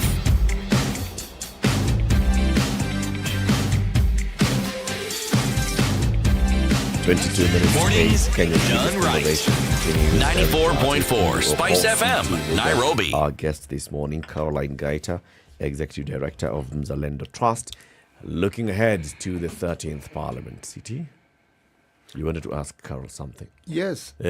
What I wanted to what I wanted to ask was this: I'm trying to remember, not remember, to reorganize my mind. The time Perhaps it was a comment. the time I wanted to ask, it was clear in my mind, and then other thoughts have now encumbered that thought. But this is what I was going to say. If I look at what it is that people expect of their leaders, it is representative of certain African traditions that we've had for the longest time. Mm-hmm. So I'm wondering, can legislation change such expectations? Can people look at leaders in a way that is different, or in the way, say, the West look at their leaders?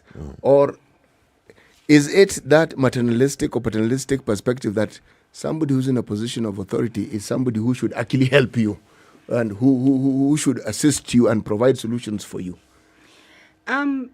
It can't change that. And I think the truth of the matter is that those expectations, of assistance, of taking care of certain things within the community, sometimes are not only expected of the members of parliament. If you hold a certain position, whether in private or public sector, whether you're a church leader, there are certain expectations that people have of you, perhaps from that communal aspect.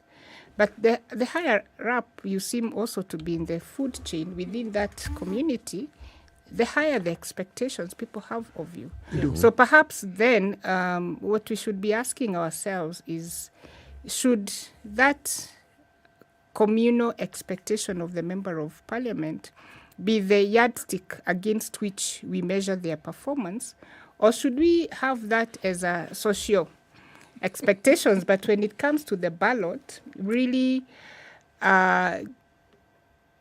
gauge them against how they performed as their role as MPs. But that obviously is very difficult because citizens don't have Let me ask. time to do that. What do we use to vote? Is it our heads? Is it our stomachs? Is it our emotions? What is it that we use of ourselves? What is that drives our voting process? Is that the question or the answer? No, I'm asking you. I'm asking the question because, I mean, it's not as though I have an answer. But we always say that, we always, we keep hoping for an improved process as we move along, right? And so we've been voting on what can you do for me, all right, as an elected leader. But our goal and aspiration is that we will get to that point where we can ask, what have you done for the country? What have you done for the constituency in relation to what is expected of you? But there are so many things that you're right that come into play. How generous are you? How have you performed? Recently, I was in a conversation and someone was talking about their MCA, and they were saying that, look, this guy, we elected him. This is his second term, and the road within the church, just even access where he goes for church is yet to be done. And, for them, that was criminal enough to make sure that he's not going to be re-elected. But it will take some time to shift. But in some cases, you can see that shift is happening or might happen, but it requires, we can't expect that shift to just be from, the members. It's some sort of a communal shift. But I think the bigger shift needs to be a deepening of understanding of the expectations of the different arms of government. I think the shift needs to be with those who claim to understand, to actually understand what the people want. That's what I was The people want those things. That thing of a road, blah, blah, blah, exactly, but if they understand those things, then the people who are supposed to deliver should. And if they don't deliver, then people who should know who to hold accountable. I think that's the argument I'm trying to make. Okay. That don't hold your member accountable or responsible for something that they are not supposed to be doing. How did we get away from this grain in the first place? As per what was established for members of parliament to do, and then what has been set aside via devolution then for county government to do. How did we move from that? Or was it never ever practiced? It may have been on paper, as it were, but it was never something that was in practice. Or did we stray away? That speaks generally to challenges that we have as a country, that we have very good things on paper, but the implementation of them is where the challenge lies. And so we've moved to a devolved function of government, but in terms of understanding and expectations, we've not devolved our expectations. Can you say the same thing then, again, for members of parliament themselves? People who are getting into the 13th parliament, we're looking at them coming in one by one through the day-to-day. Do you think that they have a fundamental, inherent understanding of what a member of the National Assembly is supposed to do? Because there are many who stood up on podiums during campaign time and said, yes, we will build your road, we will do what? And they're coming into the 13th parliament.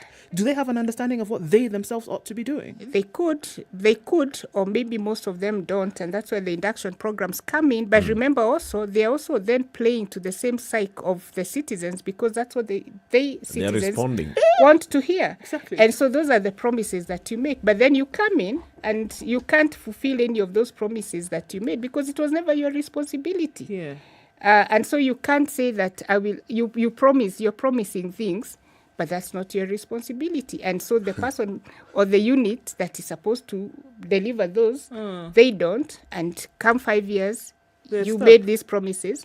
You didn't deliver. Can you leave? Can you divorce? Can we try someone else? Can you divorce the citizen from this expectation of specifically members of parliament? No, you can't for as long as those gaps exist. Until we get to the point where those basic needs are being met, they will continue to have those expectations. I think we shouldn't even. Yeah. The point is, let the people continue expecting. When a constituent expects to see a road done, and they know they've elected MCA, governor, woman rep, senator, MP, president, they expect service. Yes.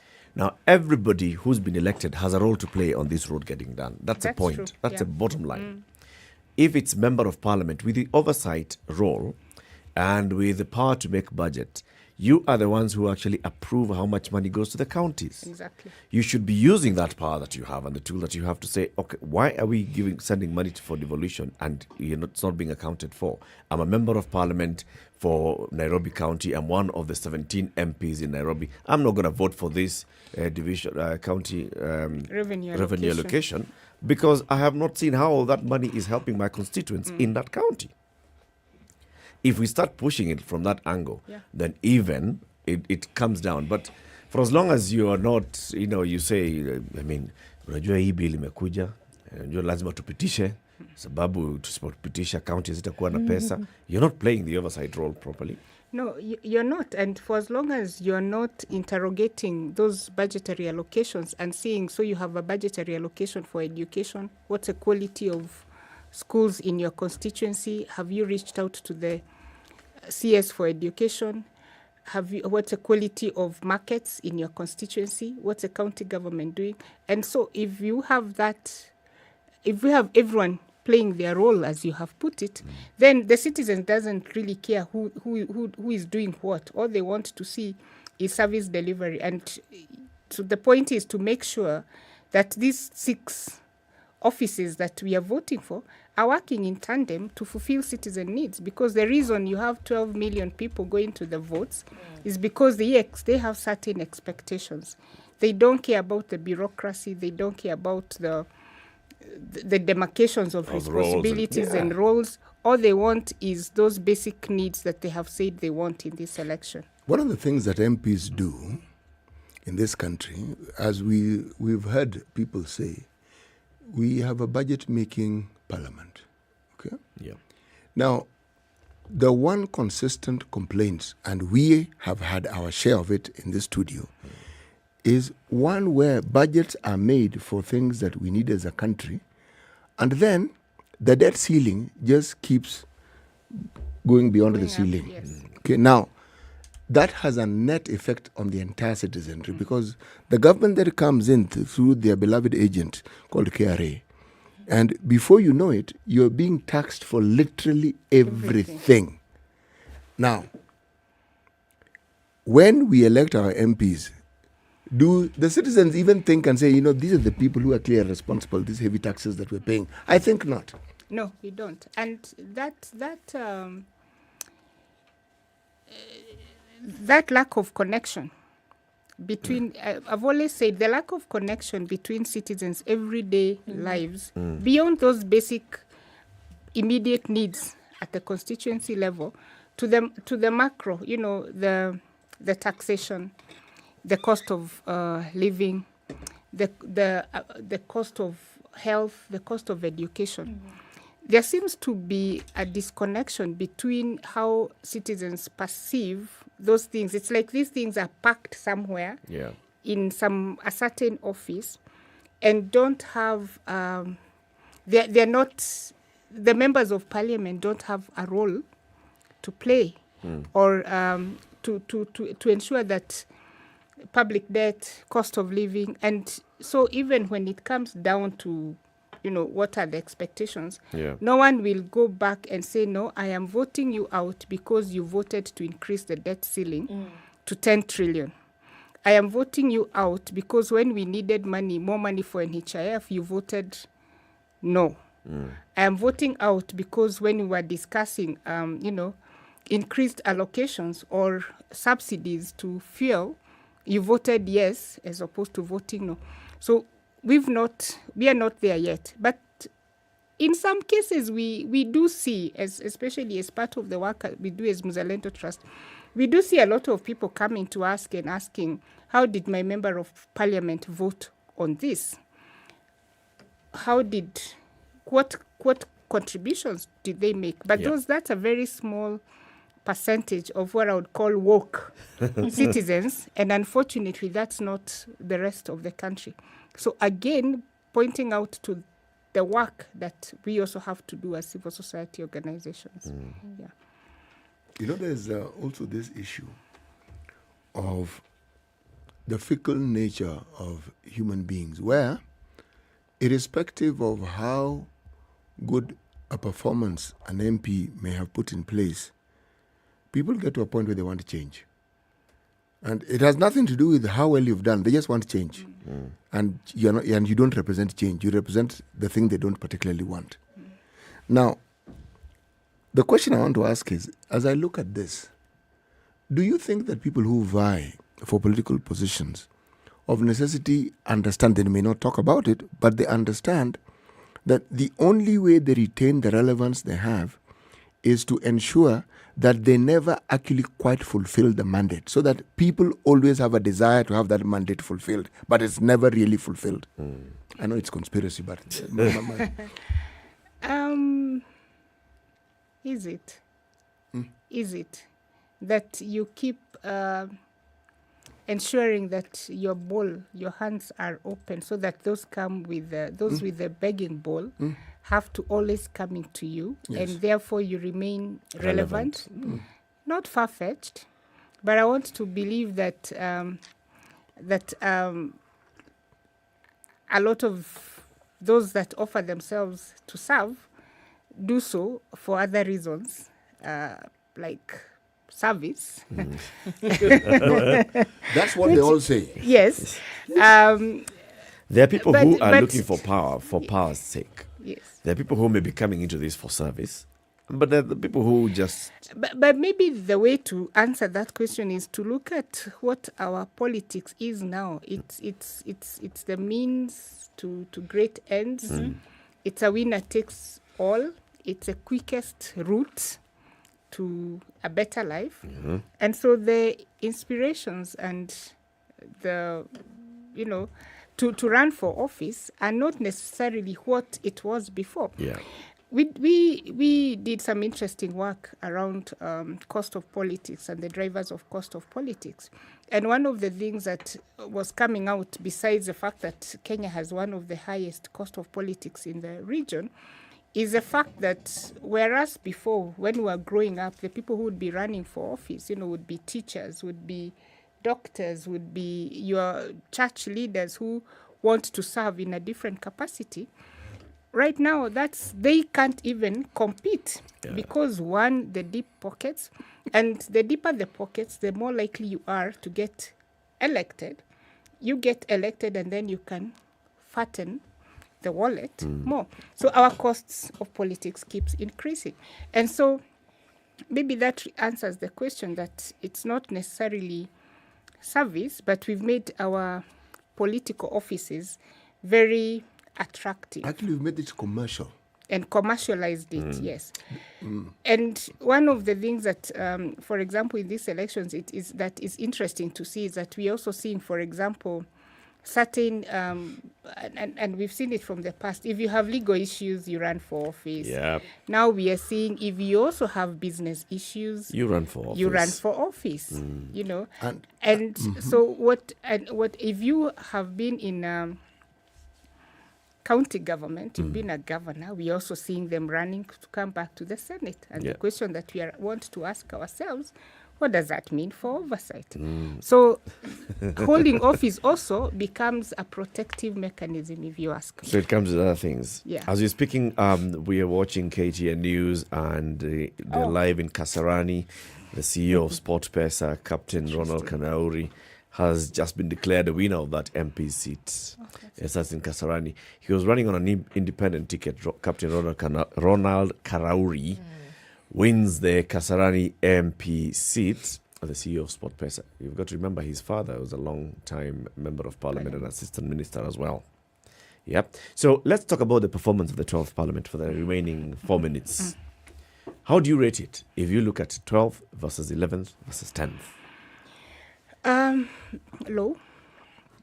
So it was, the performance was not as good as the 11th. And when we did our scorecard based on different parameters, you know, the number of bills that were passed, the bills themselves that were eventually passed, the debates, you know, and the quality of contributions. There seems to have been a lower performance compared to the 11th Parliament. And one of the things that I could also say about the 12th Parliament is, and even from our scorecard, it, despite the, you know, separation of powers, the power of Parliament, it seemed to cede too much, become so subservient to the executive. And so even when we did our analysis of the bills that were passed, a lot of these were, you know, in relation to the Big Four agenda and not necessarily to the issues that were facing the country or the you know, the bills that would be transformative. So you have a lot of bills that were touching, for example, corruption, public participation, health that didn't see light of day. We had a record 28 bills lapse, a lot of petitions presented that did not see light of day. And so, but again, also, we have to understand, and we did this in 2021 when we released our scorecard, this was also the first Parliament to legislate in a pandemic.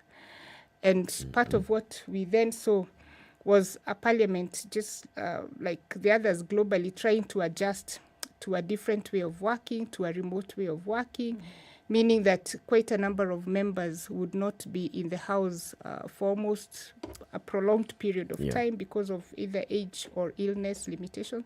So it came with its own challenges, and factoring all those in really didn't match up to the performance of the 11th Parliament. But we also saw this House, in terms of course, it had a higher number of women, and we've seen them make certain, you know, legislative proposals, and we are seeing, you know, quite a number of those ones, you know, Martha Wangare, Lesuda, Millie Odhiambo, all getting re-elected. And when we look at our scorecard, they performed well. They performed well. Okay. A good thing. Let's wait and see how the 13th Parliament will then perform. As Mzalendo Trust, is your expectation that if this Parliament does not meet the 2/3 gender threshold, it should be dissolved immediately? So we undertook some exercise last week where we were calling a scenario anticipation of the 13th Parliament, and there are certain areas that we anticipate this 13th Parliament will have to deal with immediately. Of course, one is the issue of the dissolution of Parliament. There's an understanding that dissolution related to the 12th Parliament, so a new court intervention may need to be sought. But part of the other things that we anticipate will inform the 13th Parliament, of course, around the CDF and the court ruling. We've seen concerns about this wash members of Parliament coming to, and how that means, no less from the CS. We are tracking the women and the youth that will come into the House. We are tracking the issue of governors joining Senate and what that means for oversight. And then finally, of course, we've talked about the business protection and how that will, you know, all these MPs who are coming in with issues, but most importantly on the oversight role, because you've had issues where people have cases, they come and join PAC and expect to be oversighting the same institutions with whom they are in court. Yes. Thank you. Caroline, will be calling you a lot during the first and second and third and fourth and fifth year of this 13th Parliament. Let's work together with Mzalendo Trust in keeping track of how the 13th Parliament will be performing. Thank you. Thank you very much. Caroline Gaita is the Executive Director of Mzalendo Trust. Keep it here for more. Good morning. It's 8 a.m. Thank you.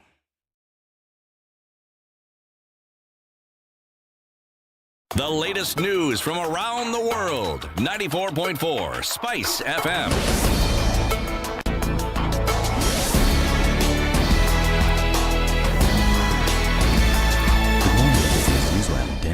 Saseto.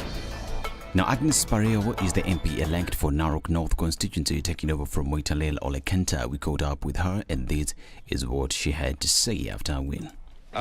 Just tell us how you're feeling right now after winning this. I'm really humbled before all these people for electing me and trusting me and believing in me to be their representative at the National Assembly. Moitalel Olekenta is living as Member of Parliament. Do you think you can fit in the shoes of Moitalel Olekenta?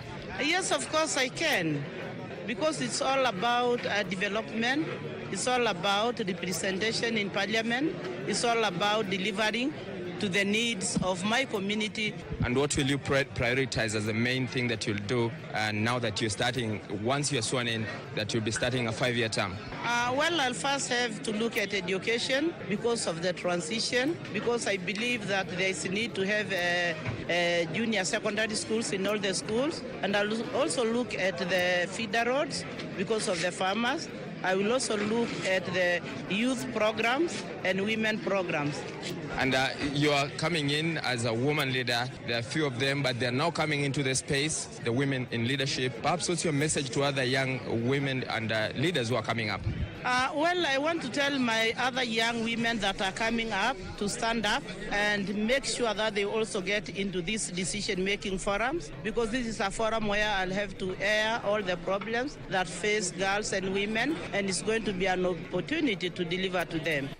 And in Kisumu County, Rosa Buyu has been elected MP Kisumu West. Buyu beat incumbent Olago Aluoch. There have been a lot of discussions around it, and it's only good that we observe silence during this particular time. And I cannot give this certificate when Mama is, the MP designate is seated in her normal place among us. So I want to take this opportunity to invite her to come forward so that she can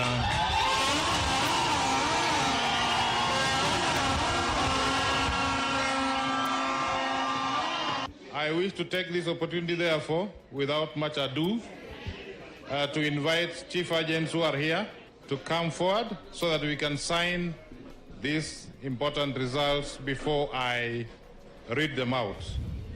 Chief agents, please, at least 6 people. And in Nairobi news, just in, independent candidate Ronald Karauri is the Kasarani constituency MP elected, garnered over 34,000 votes to be the MP. Now, Machakos gubernatorial candidate Vinyan Deity in the running mate Francis Mwangangi are confident that they will be declared the winners of the election. Speaking to journalists, Deity said that currently the provisional results put her ahead of her competitor by more than 100,000 votes. Nataka kuhakikishia kwa nguvu za Mwenyezi Mungu, tukimaliza maneno ya IBC, tukimaliza sisi tutafanyia kazi, tukimwogopa Mwenyezi Mungu na tutatembea pamoja. Kwa hivyo tunasema ni shukran na mkuwe na amani ya roho na akili. IBC sasa vile sheria imepangwa lazima wapate process. Francis Mwangangi has asked the residents of Machakos to be calm as they wait for the official results from IEBC. Tumeongoza katika sub-county zote, all the constituencies, 80 constituencies za county hili la Machakos. Na tunaomba watu wetu, hatutaki kusikia furungu ama nini, wakuwe na subira. A similar statement has been made by senatorial candidate for Wiper ticket Agnes Kavindu. Tunashukuru Mungu kabisa kwa sababu mwananchi wa Machakos amepiga kura na amesema ni Wiper. Na tunawashukuru sana wananchi wa Machakos kwa kazi njema mlioifanya. Hakika mumetenda yale mlituahidi mtatenda. And IEBC is expected to issue a statement around 10 a.m. where the Commission is expected to give more information with regards to the ongoing tallying exercise. The Commission yesterday started receiving Form 34As, which were delivered physically by returning officers from all polling stations to compare and verify the results, with those submitted through their portal before releasing the presidential results. Election observers, including the African Union, Commonwealth, COMESA, as well as IGAD, are expected to hold a joint meeting today around 10 a.m. where they will provide information about the election thus far. The European Union observers will equally give their position on the summit around 3 p.m. We are keeping tabs on these latest developments. Be sure that the home of Kivumbi Standard Media Group will be bringing you the latest. I'm Dennis Acero. Good morning.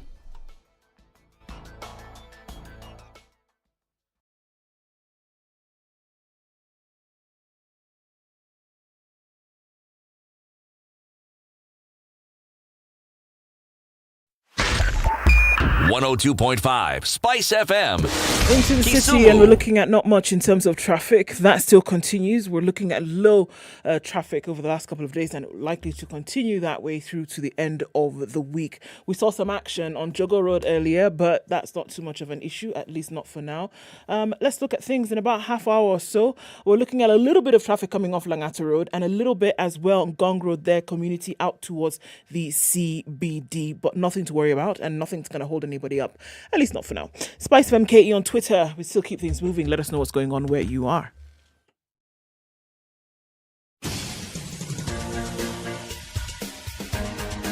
This is The Situation Room, the home of hard-hitting political commentary and penetrating insights about the state of the nation. This is a talk radio experience like no other. The Situation Room, a place for hard truths, debates, and elevated conversations. The Situation Room, witty, political, engaging, deep, controversial. In the room, we have C.T. Muga, researcher, academic, seasoned political observer, a fountain of wisdom in these politically uncertain times. Ndu Oko, Nigerian by birth, Kenyan by choice, communications expert, Pan-Africanist, a truth seeker and believer in people power, and Eric Latif, agent provocateur, the man in the chair, seasoned journalist, news hound, a man who believes in punching up, not down.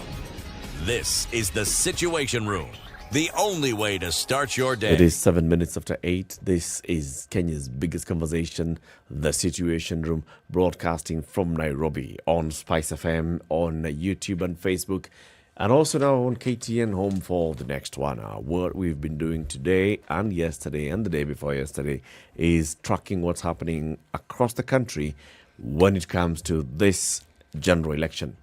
Several results coming in already. We are seeing members of parliament being announced and being presented with the winning certificates by the returning officers at the constituency level. MCAs have also been announced.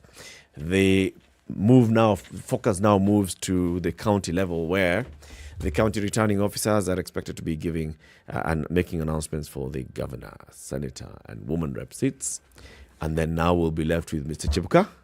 Chebukati at the national level, which is in Boma. At the national telling, sir? Sender. We are tracking this as well as the Converge newsroom at Standard Group Center. What we have is access to the IEBC portal, which everybody in the world has access to. If you're in Australia and you want to know what's happening in Kenya, go to portal.iebc.or.ke. Wherever you are, portal.iebc.or.ke. The IEBC has basically made this as transparent as possible. All the results coming from the polling stations are displayed there. They are already indicating the number of polling stations that have reported, and they are saying you can download the results from the polling stations and you'll be able to see. These are the forms 34A. How many do they have so far?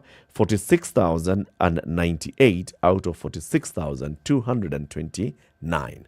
99.72% of the forms 34A have already reported. Those that are remaining, 2 remaining from the diaspora, 40 remaining from Garissa County, some remaining from Kajiado County, about 3 remaining from Kakamega County, 2 remaining from Kiambu County, 1 from Kisumu County, 2 from Kwale County, 3 from Lamu.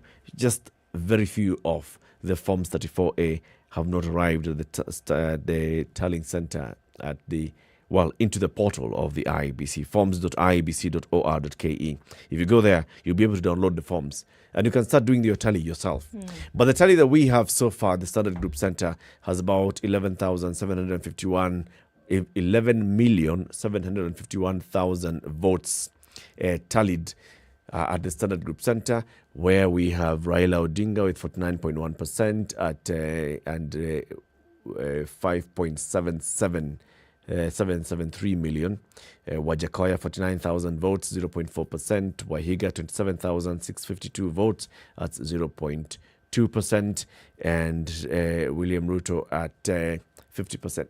This thing has now frozen on me just when I was reading it out loud. But yes, you can access that as well. We are broadcasting this on KTN News, and you can find it as well on our website, standardmedia.co.ke/2020 elections. That's standardmedia.co.ke/20 elections. The way things are going now with 11 million and all the Forms 34A having come in, or majority of the Forms 34A having come in, the projection is that in a few hours' time, we'll all be able to make a projection of who the winner of the presidential race is. We'll, of course, wait for the final formal confirmation and announcement by the National Returning Officer, the IEBC Chairman Wafula Chebukati, to announce after he receives the Forms 34B from the constituencies. What we understand is that the constituency returning officers are making their way to Bomas as we speak with the Forms 34B. When they get to Bomas, they then present those ones to the returning officer, and he will do the tally. He will then look whether any of the candidates has attained the threshold, and the threshold number 1 is 25% in at least half of the counties across the country. That's 25% in 24 counties. And then look who among them has hit 50% and 1 vote. It is not 50% plus 1%. No. It is 50% of the votes cast, votes counted, and then just 1 vote. If it's 50% and the other one is 49.99%, the one who has a 1 vote above the 50% wins. Indeed. Now, do you see why your vote is important? Very. Could be the one. It could be the one. The 1-1. It could be the 1-1. It's very important. But you know, yes, this apparent transparency that we now see, what else does it actually usher in? Do we have a situation now where complaints will of necessity be reduced? Because what are you complaining about? And you can access everything, and you can do the math yourself, and you can see it. Fungua server. I think it's just a natural desire to have somebody else. I mean, look at it. Somebody else shepherd you. Somebody else corral you. Somebody else put it all together for you so you can see a final product. Nobody wants to get in there and see it, and then, trying to make sense of anything on their own. Because, then you can always have a reference to whom you can say, well, we got it from this person, we got it from this person, and we got it from the other. People want somebody to say, look, these are the numbers and this is what they're saying. Why do you think that you're seeing a situation today where you have people on the brink of depression and others on the other side of elation? Because they're seeing something that has been put together by somebody else that they can then consume. Do I hear you to be saying that there's need for us to have a made-up situation that gives us the opportunity to complain? But is that not what it is? You reserve the right to do just that. Should it not then meet your demands or your desires? You reserve the right to do essentially, we have just a desire to complain. We do. Naturally. So we are looking and hoping that someone will provide us that opportunity. Take one of the most simplest situations today. The weather is cold, it's raining. Right? It's so cold, it's raining. Should the sun shine for 1 hour consecutively and then it's above head, what will happen? It's the sun. Natural inclination for complaint. That's just it. But again, it's feedback. Sure. All feedback right. to the sun.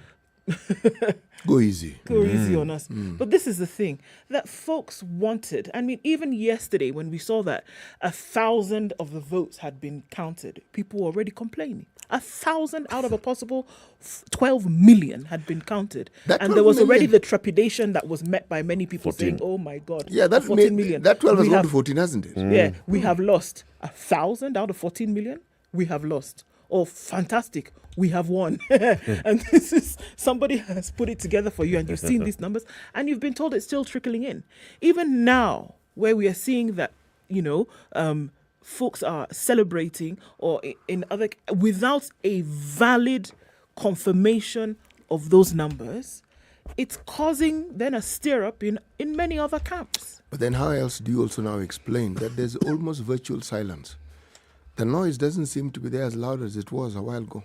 A while ago during this election? Or no, just during this period. Right. The day before yesterday. This telling period. We've won, we haven't won. We've won, we've definitely won. Then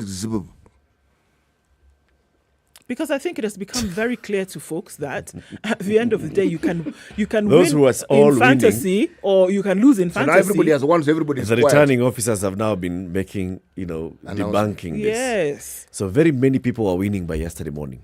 Members of parliament, everybody was winning. Then the returning officer comes and says the winner Excuse me? is, or it gets clearer and clearer. So the ones who are clearly not winning are like, You know, I had one earlier. When they land the plane, the noise then gets the noise will naturally disappear.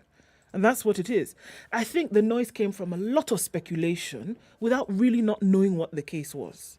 And is that not what IEBC has been chanting for the last 48 hours? We will tell you what it is, but just hold on.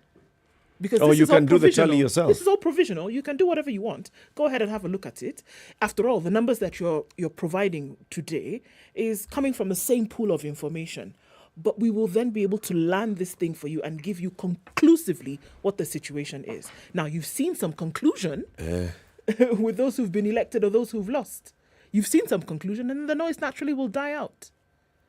But back on the issue of complaining, I think we're just natural whiners. Yeah. We expect somebody else to do the job. I'm actually even seeing right now, even on social media, this media is failing. I mean, these figures are all different in different media houses. How come so-and-so is leading on this station and so-and-so is not leading in the other station? Or no, can you now provide for us? You are saying that Raila is ahead. Can you show us how you are counting those ones that are right? Come on. So you count yourself. Why? No, if if I count myself, then I can't complain. I need someone else to count for I me need so that I somebody can else complain. to blame in the event that things don't go right. Where I'm getting this information is a place that's where you can also get the same information. How do I know that it is true? That what you're saying is actually true? Go and get it for yourself. So explaining why the numbers look different in the different media houses, the different TV stations, as you're watching them today, or even as you're watching them yesterday. Yes, everybody is going into the same pool, the Forms 34A, and then you start tallying. Now, when you have 46,229 forms and you're tallying them, it depends. Am I starting with form number 13 or form number 40,000? Am I counting form number 1 or form number 55? Of course, 1 plus 55 will not be the same as 25 plus 76. No? No. Okay. Not the same, because the contents of each of those forms is different. So in the end, by the way, by the time we're getting to about 14 million, all of us will be having the same picture. Yes. We'll all end up in the same place. It's just that we are counting. Tumeingia kwa nyumba iko na vyumba vingi, moja yako kwenye chumba cha kwanza, mwingine ameanza kwa chumba cha 5. One is in the bathroom, the other one is in the store, the other one is in the other bathroom, the other one is in the kitchen, in the pantry. In the end, we'll all have gone round the same house. All the rooms of the same house will come out and say, yes, this house has 17 rooms and 6 bathrooms. So far, we're all saying only the rooms we've entered. We have entered 2 rooms and 1 bathroom. Someone else has entered 3 bathrooms and no room. But it's all in the same house. All in the same house. Yeah. And with the same number of rooms. Yes. And bathrooms. Yes. And do the people in one room know that the other people in the other rooms? Yes. And do they also know the number of rooms that actually that particular house has? Yes. We all know in total, there are 14 we should have bedrooms. 14 bedrooms and 8 bathrooms. Mm-hmm. But we are reporting. How many have you seen so far? Usually you've seen the one which is next to you. And you're not reporting whether you've counted 3 bathrooms, you've left, you've gone somewhere else and then come back. You've just said, I've counted 3. You've not told people where you've gone. Nimeona na macho yangu hivi. You see, if you allow your mind to roam and your body and eye to roam with it, and you see very many bathrooms and very many rooms, you now open yourself to discussion that you may not be ready for. So it is best to just stick to the one room and the one bathroom that is next to you. Yes. Anything else, which one? The one that you have seen and confirmed to be in existence is what you will then be able to tell That anybody is the else. one. That is the only one. Yep. All the other ones that you think exist, that you have not seen, you cannot state anything conclusively until you have actually seen them. And that's where we are. It's difficult. It's a difficult position to be in, especially if you have you're diehard and you want to know exactly what is going on. It is not easy, this thing that we're saying right now, that you've waited for the last however long and you just want to see it, right? But again, it's a process. These things will take time because there are people who are working on them. We saw the ridiculously long lines yesterday when ballot papers were being waited for to be picked up by ROs yesterday. We saw that.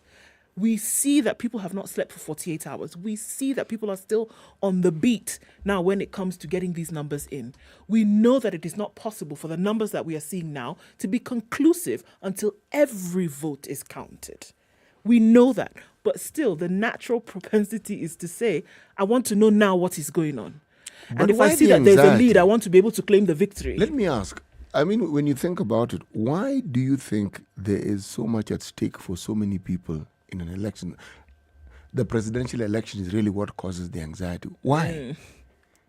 Who's going to lead the country? Who's going to sit in the position at the top? Does it really matter? It matters at the moment when you're waiting for the results. I mean, does it really matter whether Arsenal wins or loses?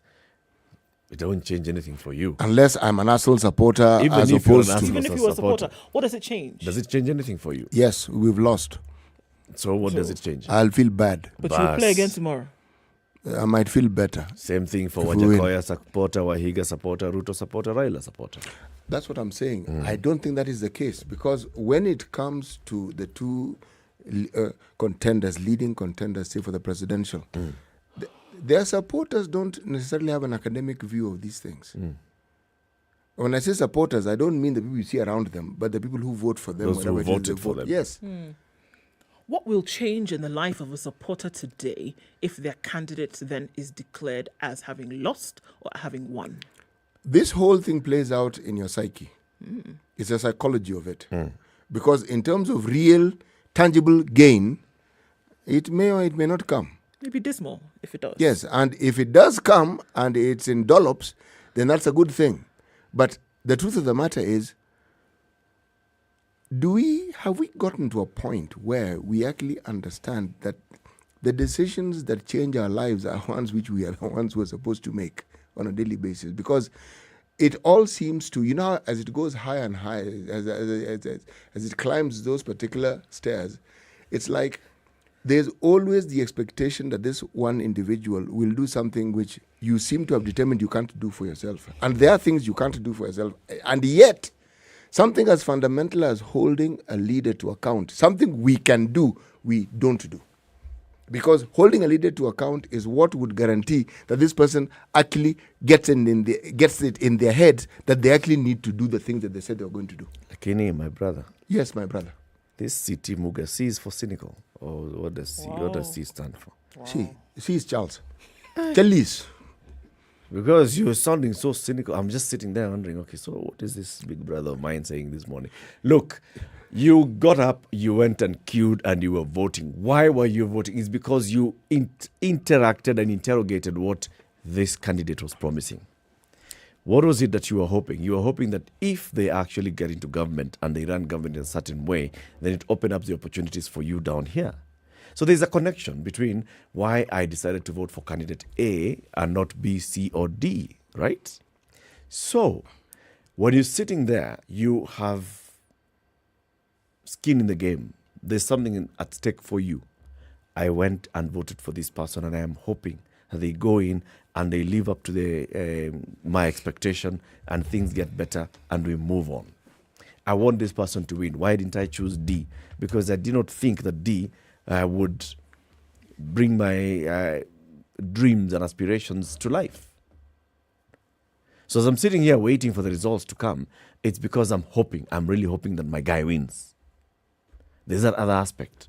The adrenaline rush is, I want to win. We beat these people. And then now we start running down. It isn't cynicism, really. It's realism, because my expectations more often than not are not met. But I've come to terms with the fact that they don't need to be met. You see, this is what I'm getting at. I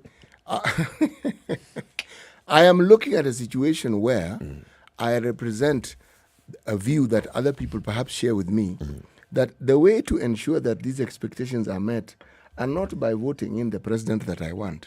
Not necessarily. The president I must vote for. But the people whom I can see readily.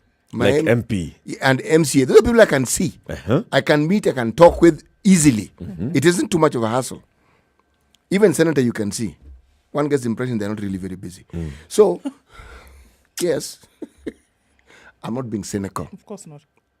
I'm simply saying, if we can get these people and hold them to account. In all these things we keep talking about, the check and balance that our system is supposed to have will be there. But we fail to understand that the check and balance has to be engineered and has to be fulcrumed on what we do. These fellows can't check and balance on their own. They'll do their own things. So we must play a role beyond. You elect, now the real work begins. Okay. Ainabkoi has a new MP. Samuel Chepkonga is the MP elect for Ainabkoi. The other one was Ainamoi. We are waiting for Ainamoi results. Yes, we are really waiting for Ainamoi results. Let's go to Langata constituency. It was a hot race, right, before the election between the UDA candidate, Nixon Korir, and the ODM candidate. His name is Felix Odiwar, who's on the line. Mzee Jalas Munyewe, good morning. Good morning. How are you guys doing? Very well. How are you? I'm okay. Just okay. You're sounding tired, Mheshimiwa. I'm not tired. You know, the disrespect you people have for me, you should have started honorable. You've started right out of the blocks, haven't you? First of all, receive our apologies. First of all. Please. Now, you should have started that way again. How are you guys doing? We're very well, Mheshimiwa. Thank you so much, guys.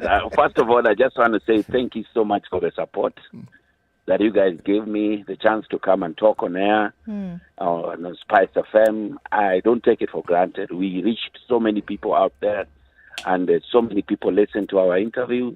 And I just want to say thank you to the whole team at SpiceFM. Karibu sana. Now tell us, have you formally shaken the hand of the returning officer in Langata constituency? Not yet, really, but by 11 it will be done and dusted. But so far, so good. From the tallying and everything, it will be official in a few. So we've seen your challenger, Nixon Korir, has gone public and said, all right, this one was a tight one, and I congratulate my worthy opponent. Have you spoken to him directly?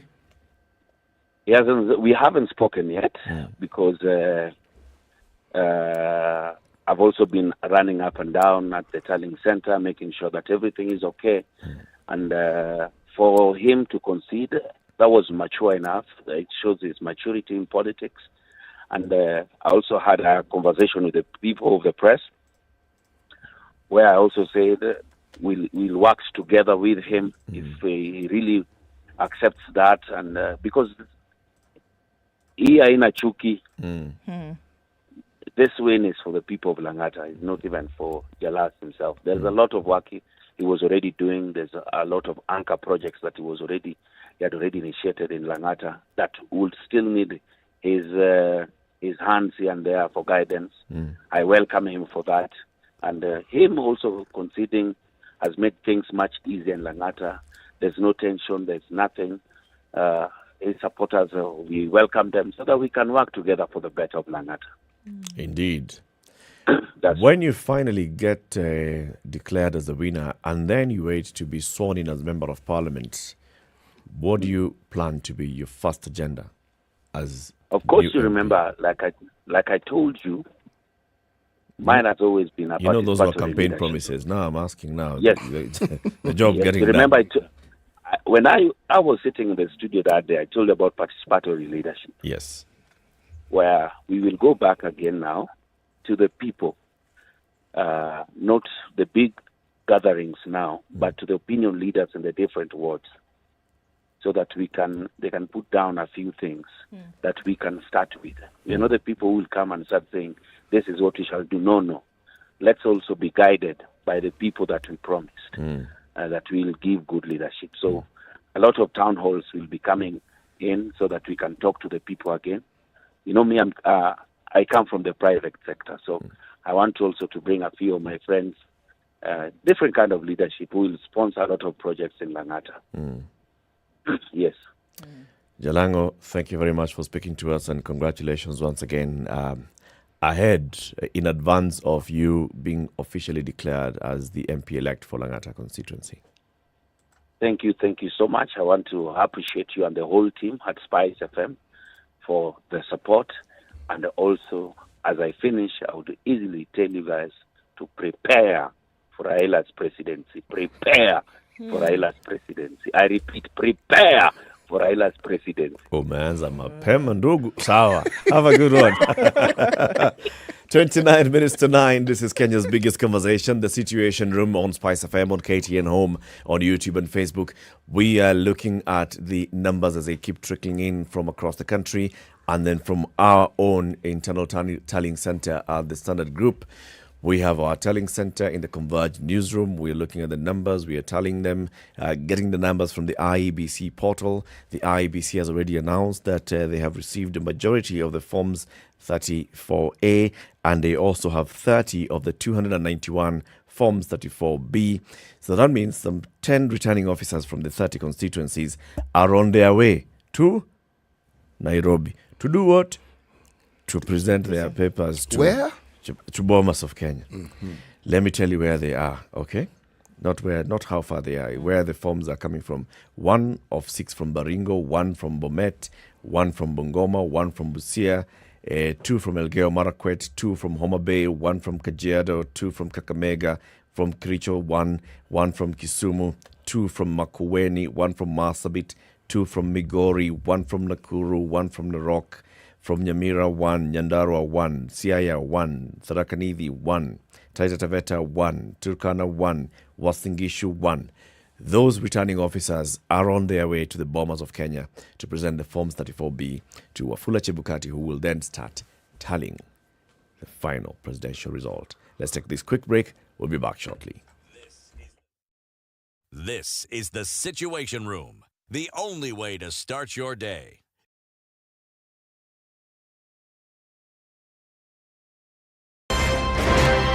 When you're impeached, you're impeached. When you're sentenced, you're sentenced. Madam Chief Justice. Until the sentence is set aside. Ukibeba vitu kwa roho utakufa. If you carry things in your heart, you will die. You've had the luxury of living for 50 years and you cannot still explain yourself. Surely. Oh my God. The reason for which you went to school and then gathered experience, that reason must be paid for. All right. Oh, okay. This level. Shape up or ship out. Levels don't change. No. Since I'm not shipping up. You know my business partner here. Shipping out. Are we talking about the ship in the bathtub? Or the ship man. Emmanuel Talabu used to tell us a story of they were in school and then been told to write composition about a ship. His classmate raises a hand. Teacher, are you talking about the ship or a ship goat?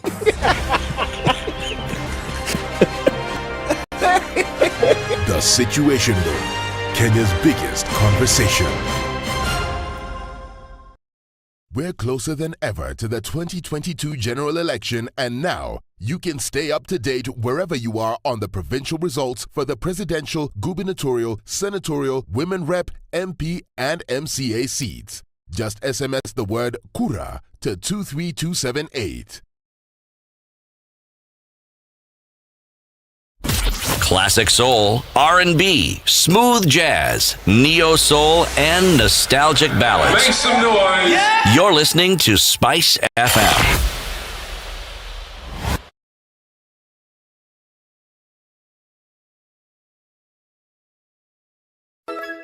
To be Kenyan is to build bonds on shared values, beyond borders, beyond language, beyond tribe, beyond politics.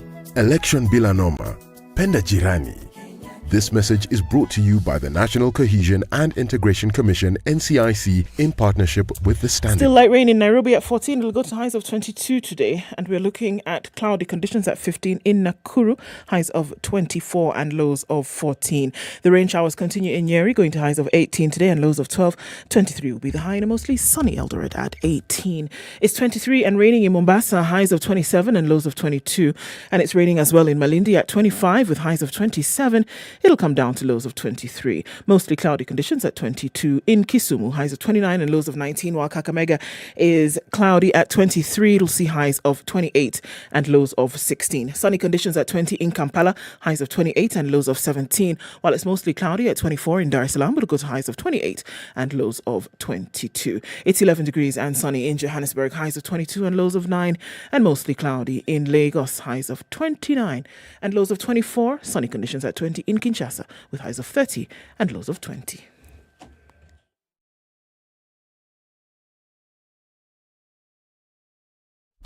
Classic soul, R&B, smooth jazz, neo soul, and nostalgic ballads. Make some noise. Yeah. You're listening to Spice FM.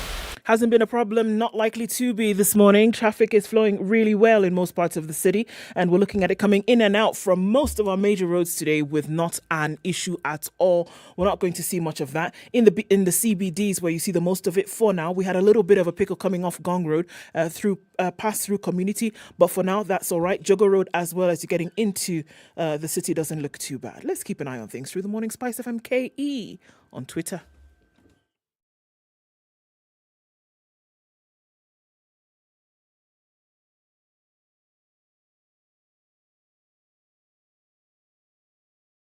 Mature, intelligent talk every morning. Spice up yourself.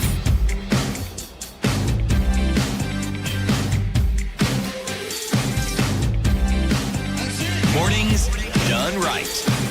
94.4 Spice FM, Nairobi. 9, Kenya's biggest conversation. We continue. We are looking at the numbers coming from the various polling stations and the constituencies across the country.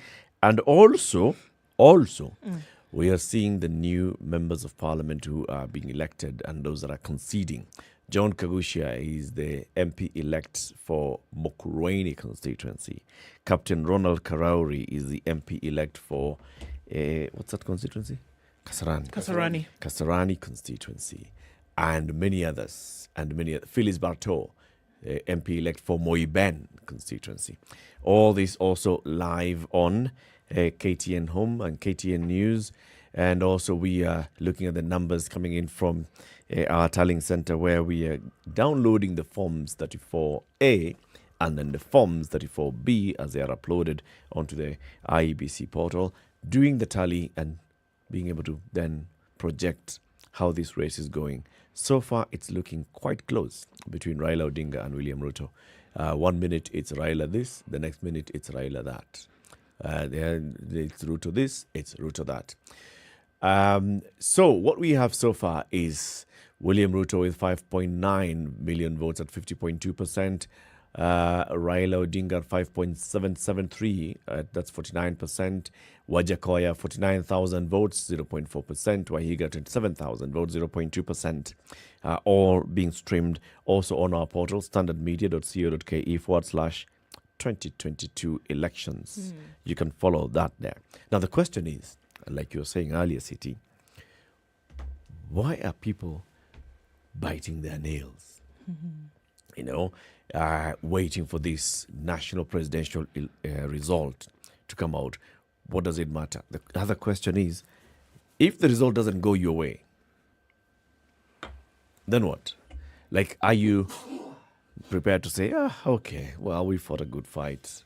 It's all right. We congratulate the winner. Not the candidate. You, as the losing candidate supporter. You get the impression sometimes that the voter takes this thing to heart even more than the person they were voting for. So it's like they're feeling bad on behalf of the person who has lost the election. The loss is personal. Yes. There's our guest in the earlier hour pointed out to certain things that I found very thought-provoking in this sense. This issue of representation, I think it's mirrored best, in my view, in elections such as this one. Because I'm looking at disappointment here being a factor of expectation. So if you see an extreme expression of disappointment, it also portends and it also points to a certain extremity in the expectations of the individual. So the question you want to ask is, that heightened expectation, what does it actually represent? When you expect, what do you think is actually going to happen? Are you going to think that expectations are going to be fulfilled? Yes, and these expectations, whatever they are, how realistic are they? Because I asked this question, when expectations are realistic, what is at play are not your emotions and your capacity to magic think. No, it is reality creeping in, and this is possible, this isn't. Adjusting and understanding the reality of it. But when you find you are reacting almost wildly, then you have to question what it is that you are reacting to. And you have to ask whether your expectations were actually a representation of something that is possible and something that is real. Yes. Because let me explain what I mean. Sometimes the expectation is real in the sense that there are issues that you'd like to see solved, but you haven't quite thought through how they can be, so you expect this individual to solve them. Now, so long as it's at that stage where someone's supposed to solve them, if that person isn't in, all those expectations, as you like to say, poof, gone. But isn't it also, like that. Right? Isn't it also based on promise, though? We had very many conversations about the promises that aspirants were making to people on the campaign trail and saying that if you give me this opportunity, I will do this. If you give me the chance, I will do this. And so then you find that a lot of people then who came and made part of this 14 million, as IEBC is telling us, did this on the expectation of promise. Yeah. The expectation that should this individual get in, they have told us that they will do this. Now, based on that, let me then give them my vote. So there's a lot that's vested here. There's that personal belief, that personal conviction that this individual is going to win. That's why we see this nail-biting anticipation that's currently happening today, that my support is wholeheartedly behind this one individual, right? Secondly, they've come and they've told me so many things. We've engaged on an intimate basis when it came to what you said you were going to do for this country. And then I'm the one who's going to be able to deliver that to you when I come together with other people in the country and cast my vote. Then I know that, I'm vested here as well. Yeah. So can you see why then it has been this sweat-producing exercise since Tuesday morning? The minute people cast their ballot, they expected to see somewhere on the screens that, we're going to see some indication of win or loss. But do you People are vested in this thing, CT. They are, but I'm asking, what do you think trumps the other? The emotional psychological satisfaction that my person, the person I wanted at whatever level, is the one who has been elected, as opposed to this person can actually deliver for me. It's the former. But it is the former. But they are connected. Yes and no. This person becomes my person so strongly because I believe in something. But at the point where you're looking at the screen and hoping that this person will win, you're not necessarily thinking that, let my person win because you know what? There's going to be a road. No. It's not that. It is let my person win because let them win first. And these other things, we'll discuss them later. That's what I'm asking, because sometimes... I'm saying they're interconnected because the person becomes my person because of that road, because of the thing that they promised and the thing that I believe that they could do, that they have capacity to do. Okay, that's why they become my person. Now, they also become my person so passionately because I believe. Sure. Now, why I'm sitting here and now hoping that my person wins and this other person does not win is because my person represents the path to that light at that end of that tunnel. Sure. So do you think that in the event, then, that your person loses, you're thinking, oh, drat, I'm not going to get the road? Yes. It's a little more than that. You see, Yes. I'm asking the question, and I see the connectivity you're speaking of, but I'm asking the question, the pride, because there's a pride element to it when it is my person. Indeed. Now, in this country, it is now, our community has now we've entered the leagues of being represented on that seat. Okay? At a CC tumekuwa now. Even us now, we are have. among. Now. I'm saying this because for the longest time, you'd hear people saying, kuna bendera imekuja kwetu, meaning somebody has been appointed a minister, so now we have a minister. Yes. We are. Yes, the person may never do anything for you. In fact, no, let me correct myself. The person will never really actually do anything for you. But in reality, they have. You come from this place where this minister comes from. You have been elevated. Yes, you as a person, because this person represents the community that you come from. You see, it's the same thing we do with our athletes.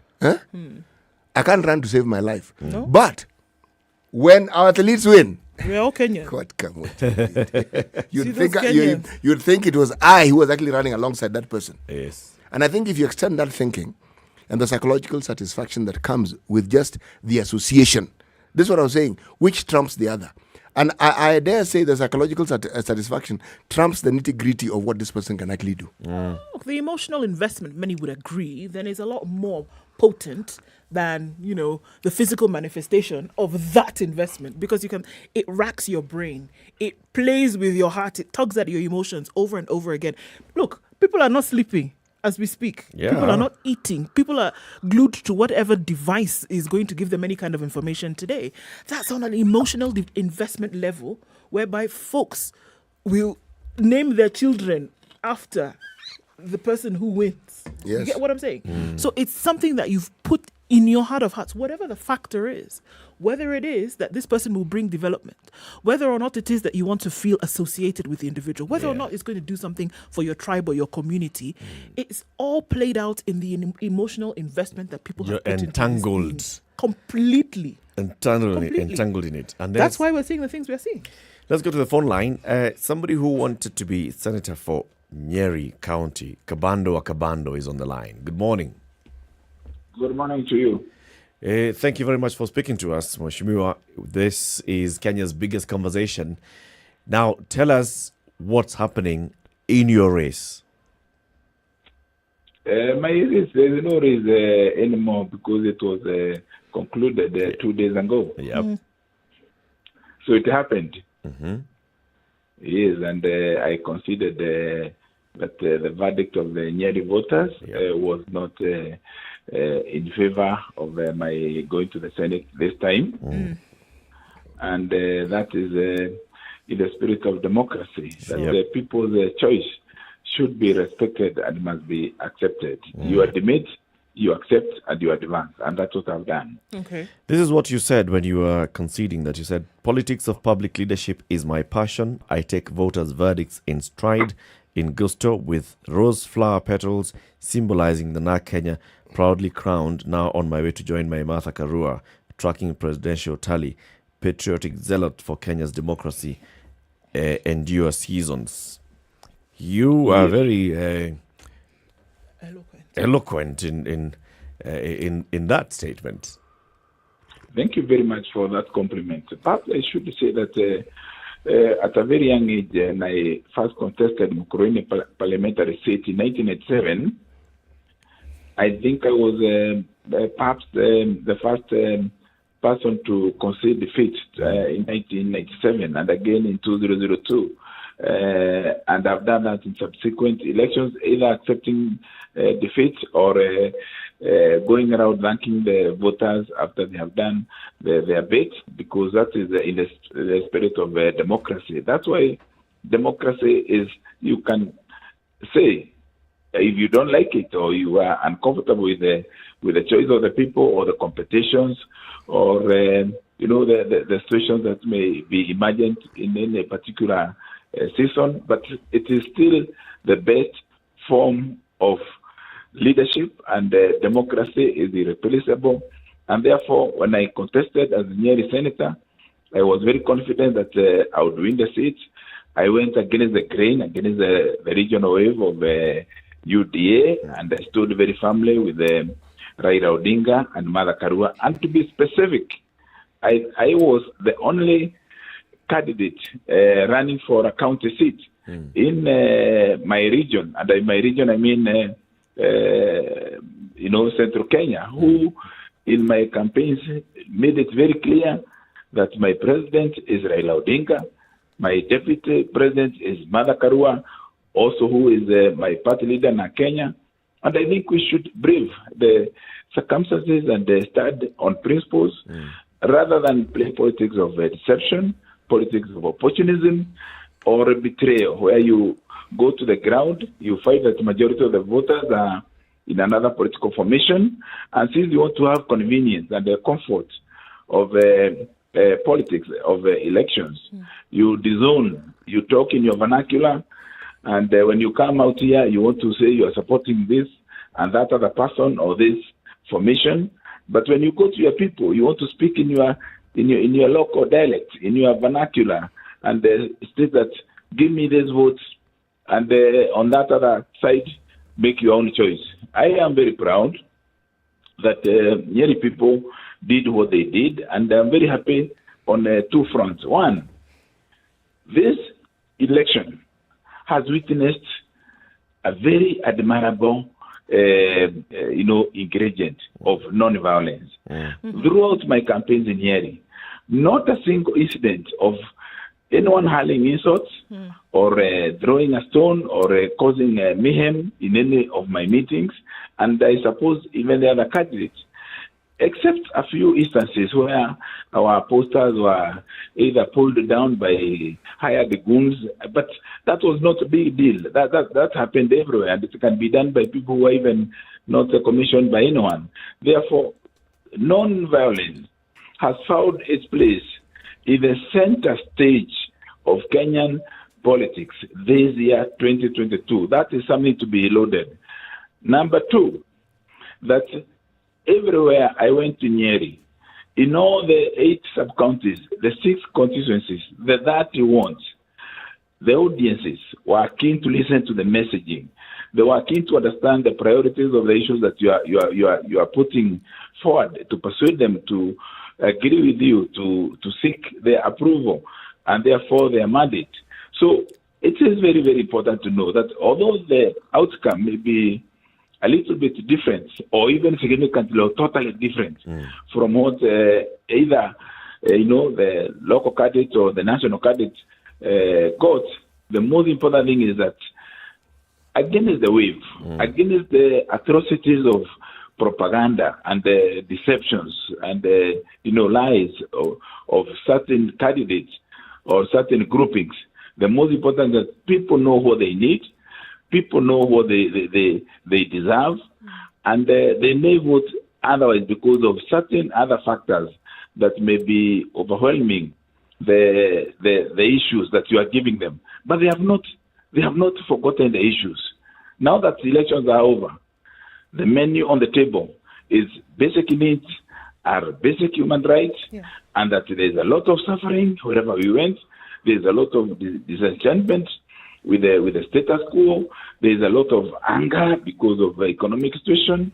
The youth, particularly, find themselves very alienated and marginalized. You go to every village in Nyeri, you find particularly young males are dejected. They are, the joblessness. But that is not just because there is no employment or because industries have not been formed. There is also the need to have the spirit of optimism, the spirit of hope, and a leadership that has integrity, that will allow Kenya to appreciate that you can seek leadership without bribery, and that you can interact with the voters without necessarily deriding your opponent or evoking ethnic emotions or prejudice. It is very important for us to raise the bar of leadership integrity. And I think I played my part in the campaigns and proudly saying that the game is not over. Let's look at what's happened in this region, in your region, Mount Kenya. The yellow wave seems to have really swept off very many people. True. Why do you think this was the case? And what is the message here? Let me say 3 things. One is that the Azimio campaign was not well coordinated at national and regional level. And I'm saying this authoritatively and with evidence. It was very disjointed. There was a lot of mismanagement and, can I say, even opportunism and greed. And I put this in a post on my Facebook account and on my Twitter the day before Raila Odinga and Nakuru made the first joint visit of my county, Nyeri. And I say that brokers have found their way. They emerged during elections. They, with the contempt that is sitting on the political leadership of the grassroots, and therefore the UDA and specifically William Ruto found their space widening each day as a result of their organization and the disorganization on our part. We would have done better. And I say this That because I was running for Senator in Nyeri. I was running for Senator in Nyeri. But at no time was I involved at all in the Azimio presidential campaigns. So, and I'm not saying this individually. I'm saying this from even the national level. I know we would have done better. That said, there's the other point that UDA largely ran a campaign of hate, a campaign of, there was a lot of propaganda even on election day. And that hate and the anger found its way in the minds of the people. But the voter is always right. Why is the voter easily persuaded? It is because of circumstances that were preceding the elections. The voter found themselves spread without good command, without good networking at the grassroots. And perhaps people saw guys coming from Nairobi, coming to load it over in the grassroots, happening that they would be in charge. Okay, that's all well said and done, but it sounds, very scientific. At the heart of this thing, why is it that William Ruto and UDA have become so popular on the ground? Not looking at why did Jubilee and Azimio not, and the other Azimio affiliated parties not gain ground, but why had UDA gained so much ground? First of all, can we agree that politics is a science? It's not just an art. So the art part of politics is the speeches, the talking, the mobilization. That's the art of it. But there is a science of sitting down, looking at the demography, the figures, the population, the registered voters, the voting thread, and the opinion polls that are authenticated scientifically, so that you mobilize, you network, you organize, and you manage the campaign process scientifically. So, I have to ask you this question: do people vote on the basis of what you are saying, or is it a certain appeal that somebody has? You said there was a campaign of hate. That's emotions. So, are you saying that the emotions played an important role, a pivotal role, in the direction in which votes were directed in the mountain? I think you should look at the science again, and I want to see, because apart from being a politician, I'm also a political scientist, and I know science has a place in politics. Let me just explain this point, that the turnout, for instance, come to my home constituency of Mukurweini, go to other constituencies, Odaya, Madeira, Nyeri, Kieni, Teto, 50% turnout, 42% turnout, at most 65-66% turnout, compared to over 90% turnout in 2013, in 2007, in 2017, is a huge statement that though the voter verdict must be accepted and respected, we also have to take stock of what has happened. And what has happened is that there was a lot of apathy. And that apathy was a vote in itself. When people don't come out to vote, they are making a statement of disaffection. They are dissatisfied. And therefore there is no encouragement, there is no excitement to go and vote for a candidate of your choice. So that is one aspect. But the other aspect of emotion is a question of mobilization. It's a question of the messaging. And that means that there is an individual, by the way, do you know that even up to the last hour, as the booths were opening at 6 a.m. on Tuesday, we knew, all candidates knew, that there was a huge undecided voter segment. We knew that. Even as we are campaigning ourselves, all the candidates across the spectrum knew that in our region. We are running out of time and we need to get into the news. Allow us to extend this live formal invitation for you to come so we can interrogate what has happened in this election, particularly in Mount Kenya region. Before you go, can I say this because you called? I would like to say that we should celebrate our democracy. We should be thankful to the voters, whatever decision they make. And we must embed our ambitions and expectations on the fact that the people's choice is the hallmark of our democracy. And I particularly, Kabando, respect and thank the people of Nyeri for decisions that they made. And the way forward is to create systems that can empower and aware the people more so that their decision-making remains solid. But I'm not complaining. I'm just saying, very well said. But Kenya is greater. Very well said. And thank you very much, Mheshimiwa Kabando. Good morning. It's 9 a.m. The latest news from around the world. 94 Party. The results of the member of the National Assembly, Kasarani constituency, as follows. Chege John Joroge, 30,444. Kakuya Masi Wanjiru, 24,700. Kitenge Joshua Anyona, Karauri Ronald Kamwiko, 32,406. So by the powers bestowed against me as the returning officer for Kasarani constituency, I now declare Ronald Kamwiko. To the people of Kasarani nasema asante sana for the trust mmeniekelea. Nataka kuambia I will not disappoint you, and it's a new path for me, but I know why I came looking for this seat, and I know I'll perform. So I want to assure the people of Kasarani that I will all the promises we've made. So mimi mse wa mauongo, kwa hivyo sijasema ndafanya Formula 1 track. Zile vitu nimesema ndafanya na mnajua. So hiyo trust mmenipatia, wale watu wote wamenichagua because I'm an MP for all the people of Kasarani. And Agnes Pario is the MP-elect for Narok North constituency, taking over from Moitalela Olekenta. We caught up with her, and this is what she had to say after the win.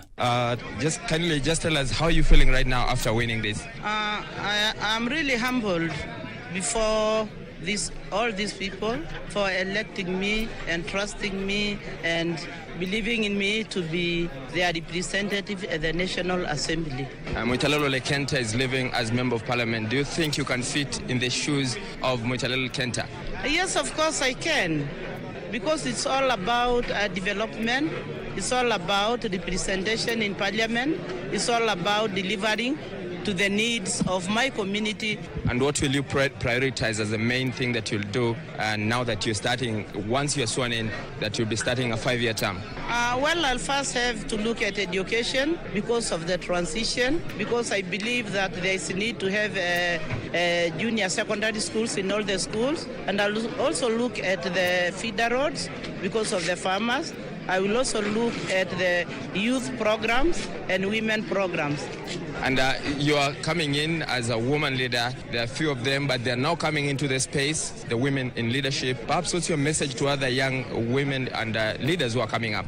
Well, I want to tell my other young women that are coming up to stand up and make sure that they also get into these decision-making forums, because this is a forum where I'll have to air all the problems that face girls and women, and it's going to be an opportunity to deliver to them. And in Baringo County, Tarling Centre, little action is there, but let's link up with our reporter Noah Cape Kimboy for more. The weather is a little bit chilly right here, and so is the county level results. What am I talking about? I've just spoken to John Mwangi, who's the county returning officer, and he tells me that so far he's only received results from one constituency, that is Baringo Central, but hopefully by midday or thereabout, he'll be able to receive from Baringo North and Baringo South. When you talk about Tiati, Mogotio, and Eldama Ravine, he says hopefully in the evening. So right here at the Kenya School of Government in Kabarnet, there isn't much happening, to be honest, not much movement. Hopefully by the end of the day, that is what will be happening. But I'd like us to go through the results that we've received at the constituency level, which is quite interesting looking at the numbers, starting with Baringo Central. That is where we are right now. Last evening, actually, the incumbent Member of Parliament Joshua Kandie garnered 25,055 votes, was followed by Moite Sami 9,509 votes. That is Baringo Central. We continue to follow up on the results across the country, and we'll be bringing them to you when we get them. I'm Dennis Asedo. Good morning.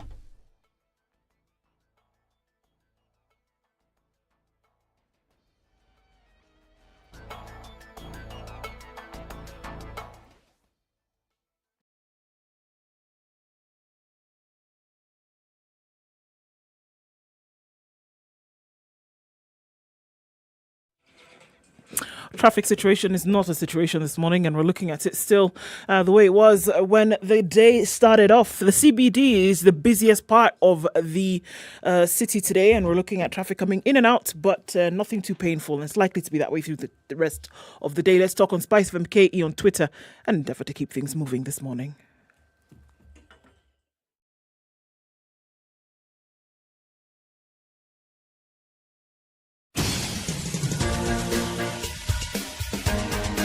This is the Situation Room, the home of hard-hitting political commentary and penetrating insights about the state of the nation. This is a talk radio experience like no other. The Situation Room, a place for hard truths, debates, and elevated conversations. The Situation Room, witty, political, engaging, deep, controversial. In the room, we have C.T. Muga, researcher, academic, seasoned political observer, a fountain of wisdom in these politically uncertain times. Ndu Oko, Nigerian by birth, Kenyan by choice, communications expert, Pan-Africanist, a truth seeker and believer in people power, and Eric Latif, agent provocateur, the man in the chair, seasoned journalist, news hound, a man who believes in punching up, not down.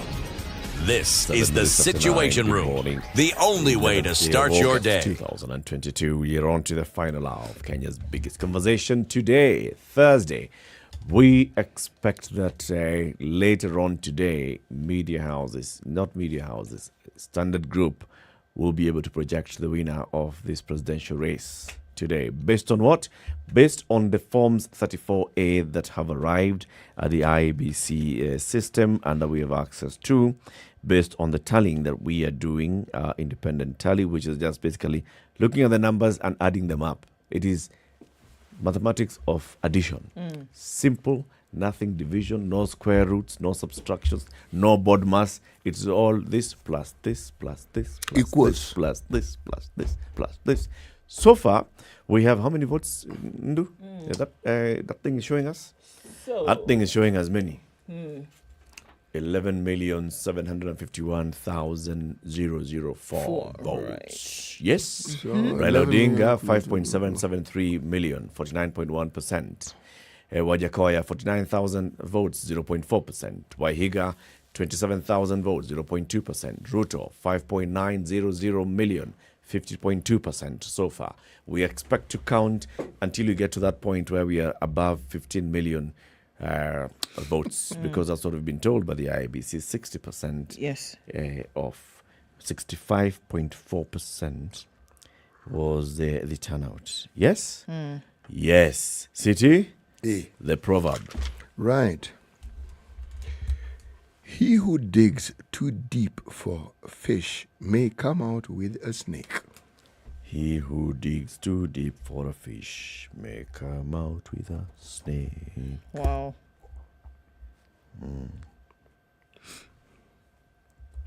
Now, so what are they saying? Don't dig too deep. Don't dig for fish. Dig for fish, but be prepared that a snake may come out. What are you saying? What are they saying? No limits, Bwana. Eh? Okay. You dig for fish. If you don't find fish at that level, leave it. You keep digging for fish, you're going to end up with a snake. So you haven't found fish. Let it be. Let it be. Because if you go any deeper, snake may come. Or go to another place where you start digging again. But don't go around. Don't dig too deep. No, don't. Don't. Know your limits. Tafadhali. Okay. Which brings us to the question that we are asking this morning, and we want you to call in and tell us 0719 012 600. Yes? Yes. Are you prepared to accept a loss for your preferred presidential candidates? Are you prepared to accept a loss for your preferred presidential candidates? That's what we are asking. So we are seeing already it's very close between Raila and Ruto. very close between Wajakoya and Wahiga. Very close to what? Close to each other. Oh, okay. To each other. So. So, when you get to that point where it becomes clear that so-and-so is now the winner, and maybe even IEBC, Wafula Chebukati declares this is the winner, we're assuming that the Wafula does not come and say, you know what, no one has hit the threshold of 50% plus one, so runoff. If we just go for round one and there's a winner this particular election, and this is not your person, are you prepared to go back, to sit back and say, it's okay? But you know, Eric, it starts earlier than that. It is how we view our elections. I've raised this question several times in the course of our conversation. Do we use our emotions to determine our reaction to the election, or do we actually use our minds? Meaning, are we willing to look at the facts and accept them, that these are the facts, these are the realities, not what we would like? Because if it is emotions, then what I would like and what would please me. So if it doesn't please me, the facts can go and do their own thing.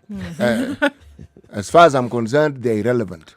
Well, I mean, and yet the facts ought to play a pivotal role in your decision-making process. Sure, it should, but because we're talking about an emotional investment here, you're getting to a certain point of psychological maturity that then makes you employ the facts, CT. We established that in an election where you're dealing with somebody who is your preferred candidate, and then they are met with a loss, it really does take a level of maturity for you to say, all right, let me remove my emotions from this thing here and look at things as they have actually played out to be, and then be accepting of them. And there are very few, I dare say, in the population of people that we're looking at who are at that level. Let me ask Or it will take time for you to then come to terms with the real situation. Okay. So what is it that you invest in? Because the majority of voters will not have contributed to that electoral process in terms of resources, except for their energy in going to vote. Okay? Now, there is something that isn't quantified. It isn't quantifiable. The emotional support that I direct towards a particular individual. I have seen the shock, which sometimes has led to hospitalizations of candidates when the results come in. Yes. Now, when you then ask, what is it? Because it isn't one reason. Some believed till the last moment that they were actually popular. Yeah. They looked at the crowd, they looked at the people who were promising them. And then when the votes came in and you do a quick arithmetic, you realize, hey, my goodness. Vile kunaenda. Yes, this does not. And then there is, at that point, there's the reality of the resources you have expended. You have sold a house, you've sold a car, you've done God knows what else. And suddenly, the idea was the seat that you're vying for would then be ample justification for what you did. Seat not there, resources not there. But you're definitely there. And you're definitely in shock. Now, the bigger shock is suddenly your home, which was full of people, suddenly becomes empty. And you have this reality of just facing yourself and asking yourself what it is you are thinking. What am I doing? You'd think that is enough education for someone to say, let me choose another path. Give it 5 years, the same individual is back again. Passion bana. Ujui passion wewe. Sijui, eh? Wewe una passion ya inchi bana. Ndio maana. Samson from Vihiga. Good morning, SpiceFM. Good morning, Samson. I'm happy with your contribution for updating us. I'm really prepared on my side to accept whoever is pronounced the winner, whether it is Azimio, and I'm an Azimio guy anyway, or Kenya Kwanza. We just accept and move on.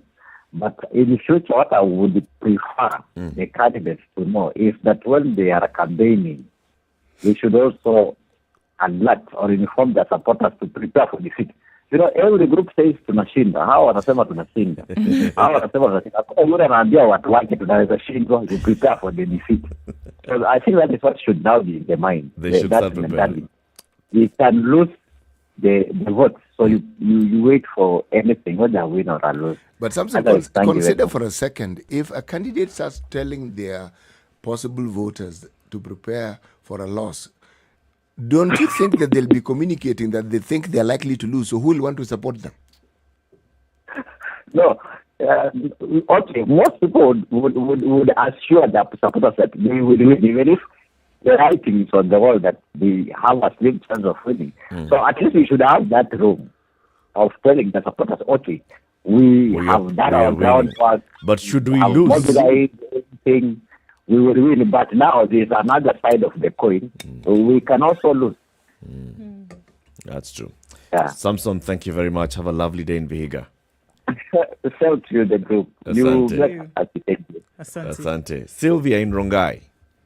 Hi, morning. Good morning, Sylvia. How are you? I'm fine. Karibu sana.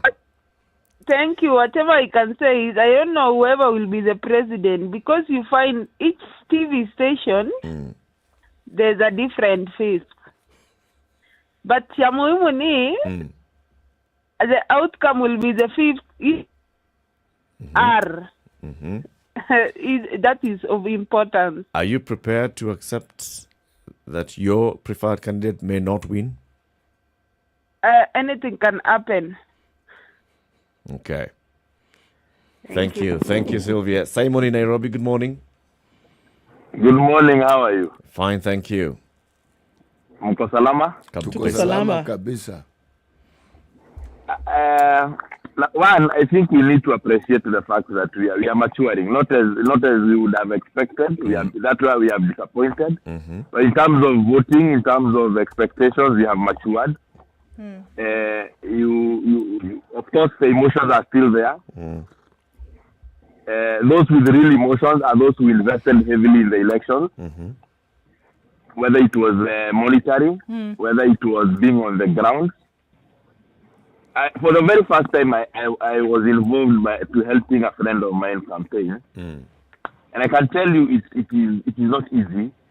The only point is, I think let me say not we, the politicians and their supporters need to understand each to a ground. Because over time you can actually be able to tell ground in a shift pole. So just like when you are about to lose a job, unaonanga vile unatritiwa na CEO, HR, fellow staff managers, so you are about to tell aka job kanaenda. So the same thing is politics. My boss, Moses Kuna, is my former boss. I knew in March this guy is a joker. There's nothing that he's going to do there. But on the ballot, that is the guy who gives the vote. Because among the men and the ladies who are running for that, I don't think there's any more smarter person who would have done a better job. But he really want to campaign. So imagine someone who is invested heavily in Moses Kuna. Then the guy after it was the special study. Simon, an issue with your line. You've now become very unclear. Edward in Kisumu, good morning. Morning to you. How are you doing? Very well, thank you. I think one thing that someone can speak confidently about is his or her one vote that he voted, and that is what you took charge. Yep. And looking at it on the contrary, it can cancel out with another person. I think in the long run, it's about the mindset. Our leaders have just invested too much resources in these campaigns, and give them the courage not to look the other side. But in any venture that you go, there are always two possible scenarios that are supposed to be live in any person's mind. And I think, like the previous caller had mentioned, these are the narratives that we should be driving. We are going to this direction, but if it goes this side, that's also a possibility. Yep. Thank you very much. That we really need to drive. Thank you, Edward. Good day in Kisumu. Karaoke, formerly of Nairobi and now of where? Ruiru? Or was it Juja? Good morning. You got it spot on. Bisa. There is a famous guest of yours who comes to your station. He's going to be, I don't want to mention his name, but he's going to be soon my neighbor. Yeah, so we have patched on the same branch, sort of. Okay. But I'm already a resident of Royal. Yeah, you guys are good? We are well. Very well, thank you. Okay, excellent. Yeah, good to hear you guys, and I really admire your energy. So Royal is in Kiambu, karaoke. Yeah. But I voted in Nairobi. You came back to Nairobi to vote? Yes, my station was at Kenya High. Okay. Kenya High School. Yeah. Okay. And I'm ready to accept whatever results. Why? Not so passionate, are you? Well, I think Simon, I think the second last caller before you took my call, was he the last caller? I think Simon said it. Yeah, Simon said it that we have matured. From sentiments on social media, Twitter especially, I'm seeing that they are very the glowing comments that are coming from other countries, from people in other countries, not least Tanzania. I think there's a great deal of admiration. I just wish that in the same way, considering how long it has taken for this 46,034 years, 46,429, I think it is, for them to be collected. I am hoping that there will be lessons that will be, learned by IEBC, and I'm thinking that maybe in the next elections, we should crowdsource, logical entries, not just on the form. The form can be a backup, the form that they upload as an image, but I hope that we can actually we can let the various returning officers actually key in structured data, because what is happening is that they uploaded unstructured data, which is in a form of an image. So extraction of that data is taking time. But if there can be secure ways of them inputting structured data, which are now figures, like if this particular polling station, somebody, let's say one of the presidential candidates polled 500 votes, they enter 500 votes in a structured way. It could be on an app. It could be... There are many ways. Okay, I have to ask, what is structured data? Okay, so structured data is like data that is in an Excel that has been entered in a cell in an Excel. Structured data is data that exists somewhere in a database. Unstructured data is, for example, what you write in a book, and then it's uploaded digitally on a website. So it's not structured. So someone takes a photo of it and then posts it. Yes. So structured data is data that is easily manipulatable. For example, you can add, you can subtract, you can multiply. Unstructured data means somebody has to put in a structured way. So I believe that's what the media are doing. Put it in sort of an Excel. And then calculating the total. So currently what happens at the poll station? At the polling station, they upload an image using the KIMSKit. They take a photo. They upload it. But somebody wrote 500 votes there. So how can we also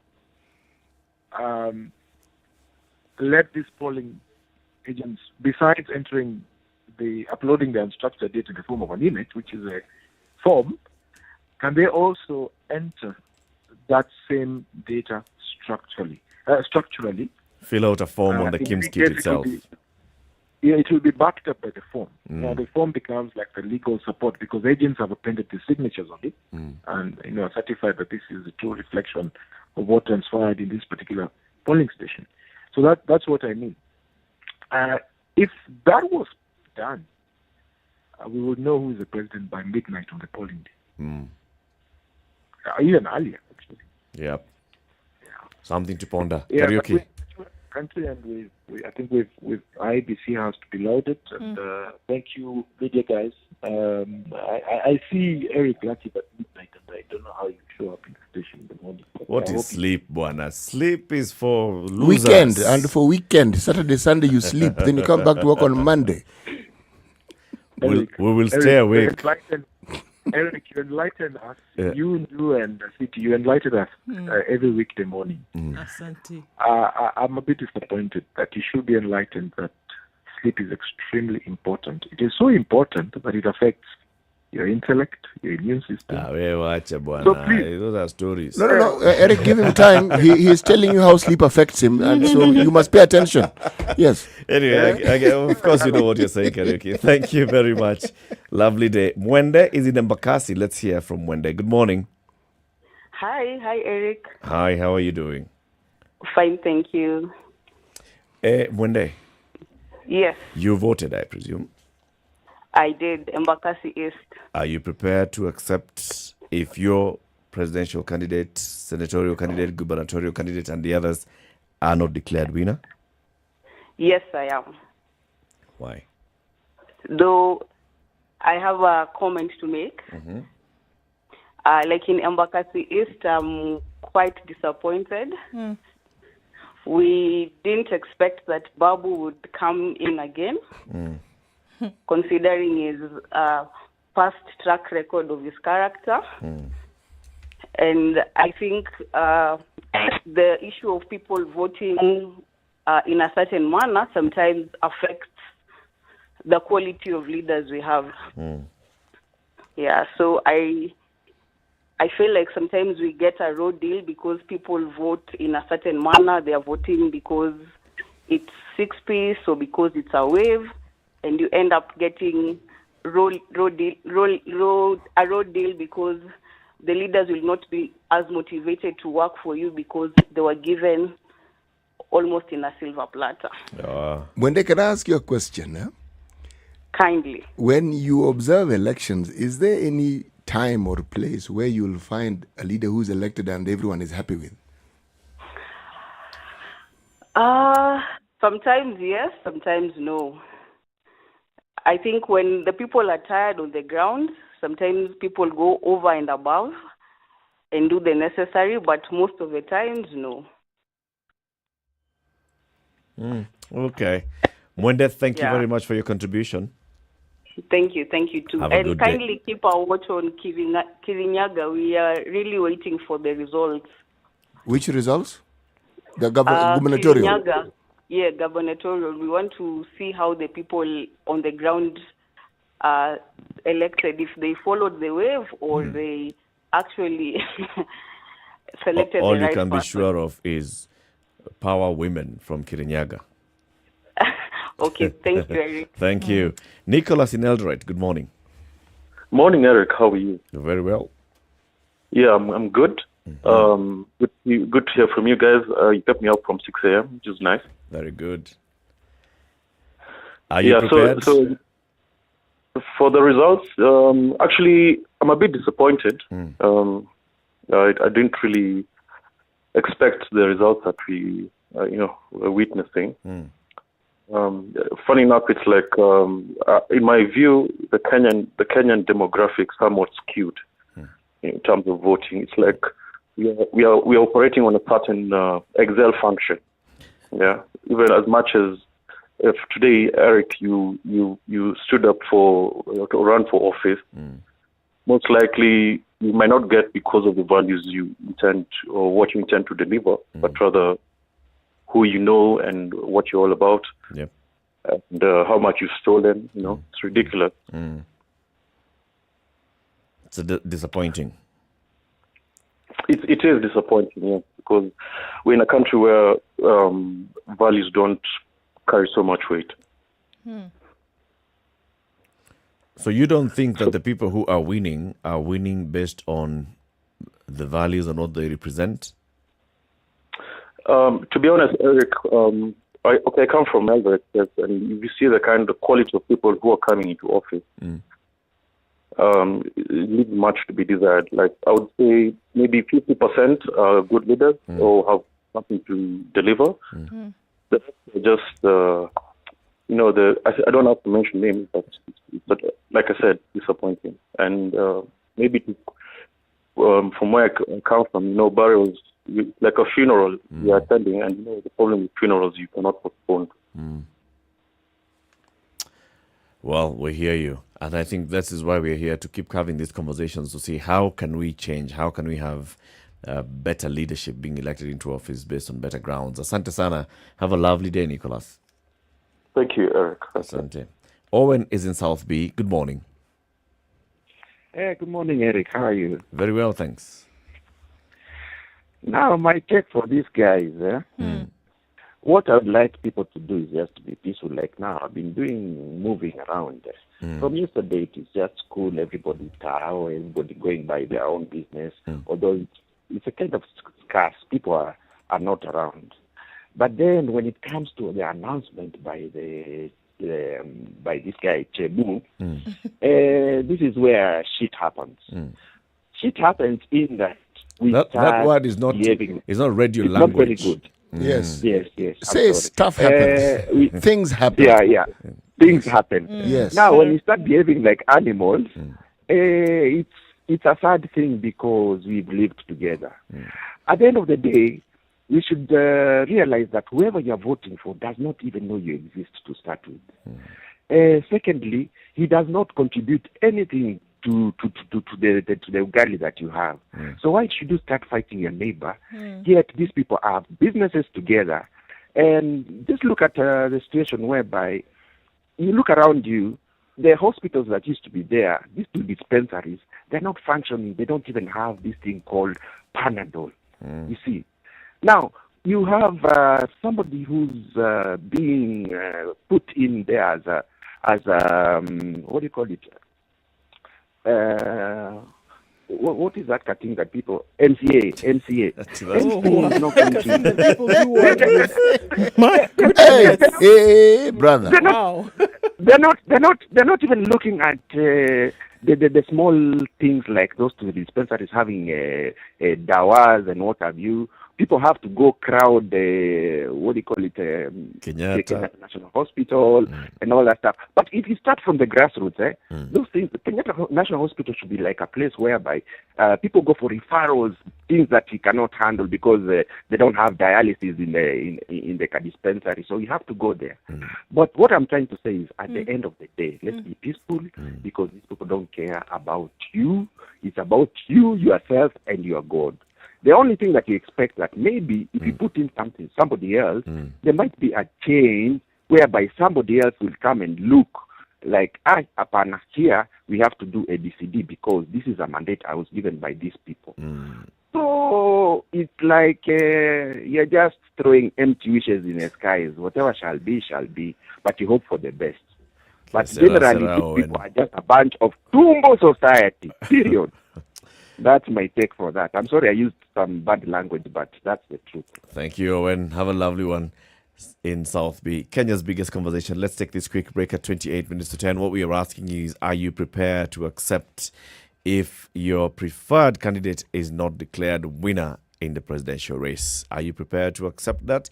We are seeing various returning officers now arriving at Bomas of Kenya. Several of them are there. The IEBC has already said on its portal that more than 30 Forms 34B, these are the ones that are coming from the constituencies, have been reported on the IEBC portal. 30 of 291. That means those returning officers are already making their way to the Bomas of Kenya.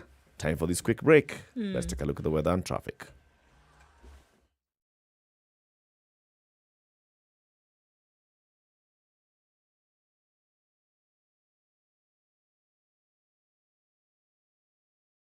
We're closer than ever to the 2022 general election, and now you can stay up to date wherever you are on the provincial results for the presidential, gubernatorial, senatorial, women rep, MP, and MCA seats. Just SMS the word Kura to 23278.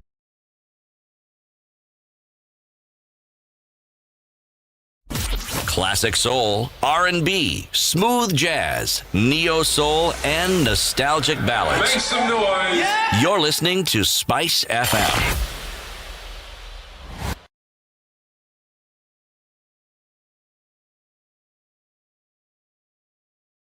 We know it is cold, but Cold Stone Creamery has hot deals for you. This month, enjoy cups of rich and creamy ice cream, delicious ice cream cakes, and fresh oven-baked cakes at amazing prices. Visit any of our stores in Nairobi or Mombasa and indulge in your favorite treats. Cold Stone Creamery, the ultimate ice cream experience.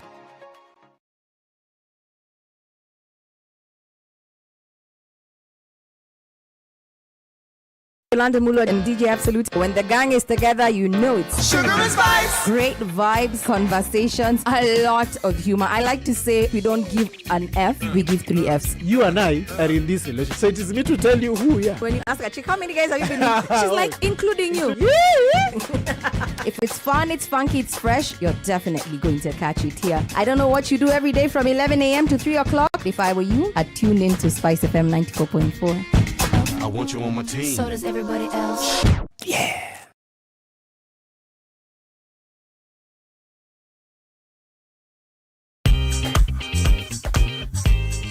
Giga Classifieds is an all-in-one platform. Still looking at cloudy conditions in Nairobi this morning. The rain will continue in some parts of the city, but not too crazy through the rest of the day. We're looking at highs of 21 and lows of 12. All right, looking at other parts of Kenya, we'll see highs of 26 in. We'll see highs of 24 in Nakuru, currently sunny at 16. Rain showers at 13 in Nyeri, highs of 18 and lows of 12. Eldoret is mostly sunny at 18, highs of 23 and lows of 14. It's raining in Mombasa at 23, highs of 27 and lows of 22. Raining at 25 in Malindi, highs of 27 and lows of 23. Mostly cloudy conditions at 22 in Kisumu, highs of 29 and lows of 19. 23 and mostly cloudy in Kakamega, highs of 29 and lows of 16. Kampala is sunny at 20, highs of 28 and lows of 17. And it's mostly cloudy at 24. In Dar es Salaam, highs of 28 and lows of 22. 11 degrees and sunny conditions in Johannesburg, highs of 22 and lows of 9. And it's mostly cloudy at 24. In Lagos, highs of 29 and lows of 24. 20 will be the low in a partly sunny Kinshasa, and it'll go to highs of 30 today. It's 32 going into early evening Beijing, sunny conditions through and through. 18 and sunny in Paris, we'll see highs of 33, and 32 will be the high in a sunny London. 25 degrees and mostly clear conditions still Wednesday night in New York. Coming into Thursday, we'll see highs of 31 and lows of 22.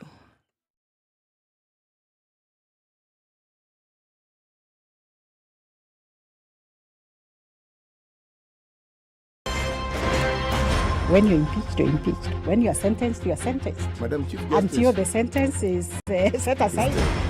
Ukibeba vitu kwa roho utakufa. If you carry things in your heart, you will die. You've had the luxury of living for 50 years and you cannot still explain yourself. Surely. Oh my God. The reason for which you went to school and then gathered experience, that reason must be paid for. All right. Oh, okay. This level. Shape up or ship out. Levels don't change. No. Since I'm not shipping up. You know my business partner here. Shipping out. Are we talking about the ship in the bathtub? Or the ship man? Emmanuel Talam used to tell us a story of they were in school and they'd been told to write composition about a ship. His classmate raised a hand. Teacher, are you talking about the ship or a ship goat?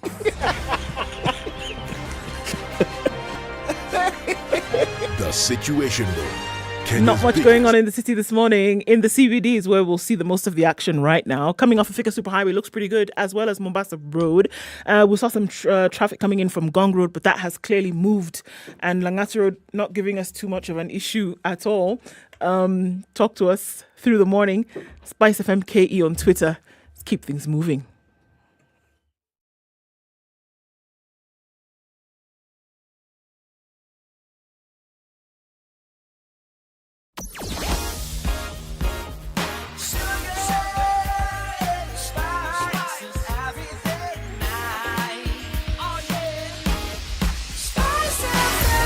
Spice up your life.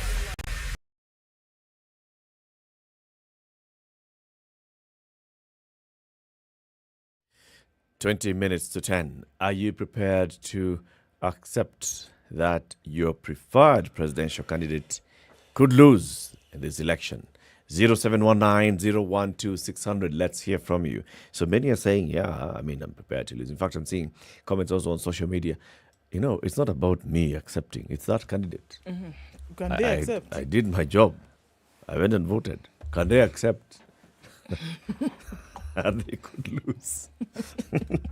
I voted. I'm done with you. Hey. Now, if you lose, are you okay? If you lose, you lose. Tell me, do you think that the campaigns that we witnessed throughout the years play an important role in heightening the emotions of the electorate? Yes. The politicians in the elections that we've witnessed before have played a very big role in that whole thing you're asking. Because that's where the whole mistrust comes in. For example, why the thing that, for example, Karaoke is talking about, can we have an easier way of transmitting these results? Why is it that there is that insistence on take a photo? Do not do anything. Take photo, send photo. Let us see photo. Then let us look at photo and see this is what has come from there. If it was, I don't know, PO has inserted number and written, right. But you know the thing about photo, you send photo, then you get onto a bus and come with photo. Yes. So we look at photo, and we look at your copy, and we look at you. Same. We look at you, same. Then it is good. But also, I think, if you ask me, sometimes if you want to change technology, change it incrementally. This election, we've taken photos. So we've seen it works.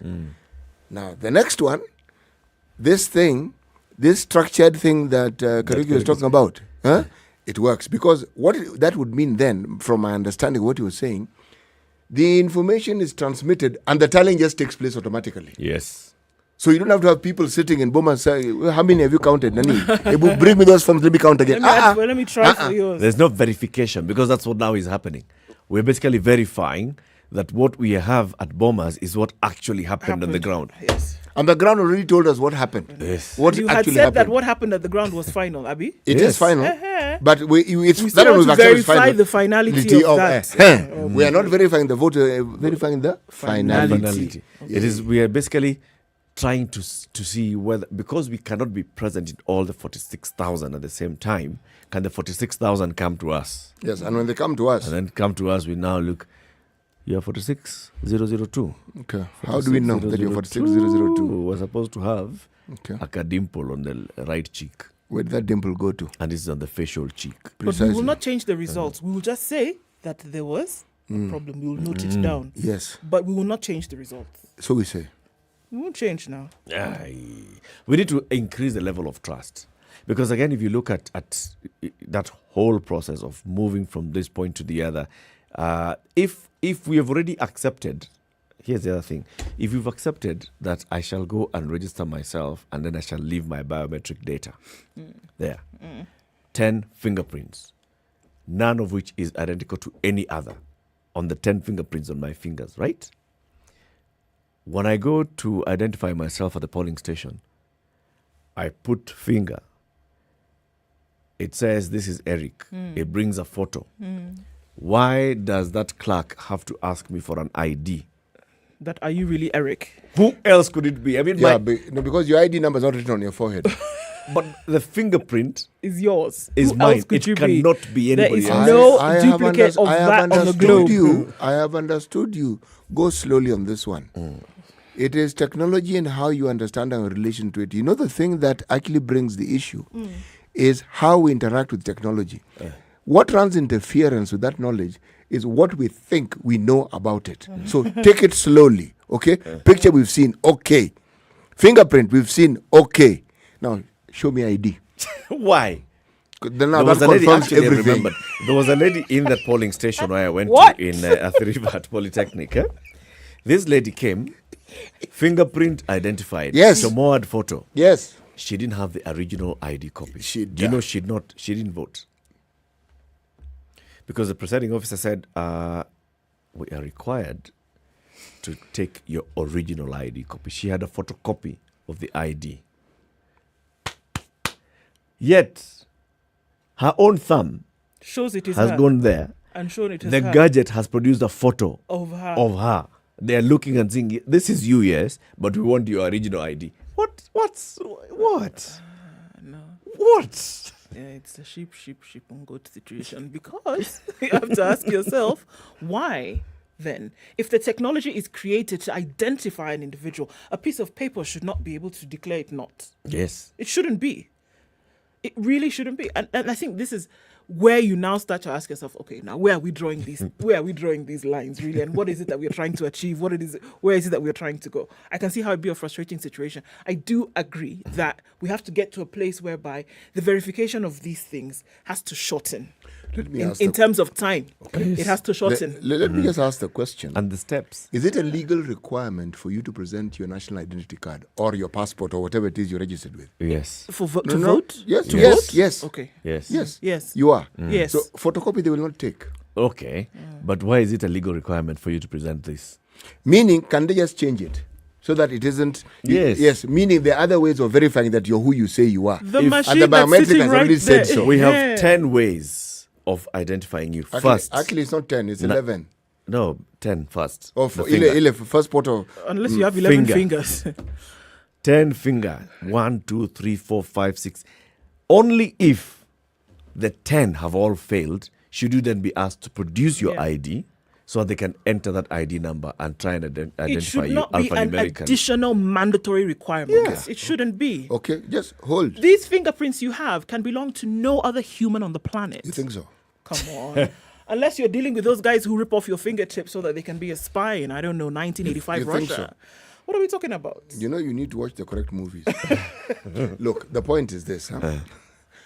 What you're saying makes perfect sense. But then, if you look at the levels that we go through to try and reduce the element of mistrust, if you ask me, we actually increase it. Yeah. Yes. Because if indeed my fingers can identify me, you know that finger is actually even better than my ID card. Yeah. It can identify you better than any other thing. Yes. Let's be honest. It's better than my ID card. Than a document which was made by man, right? Yep. Yes. This can identify you better than anything else. When a murder has taken place, for example, what is one of the first things that they look for? Fingerprints.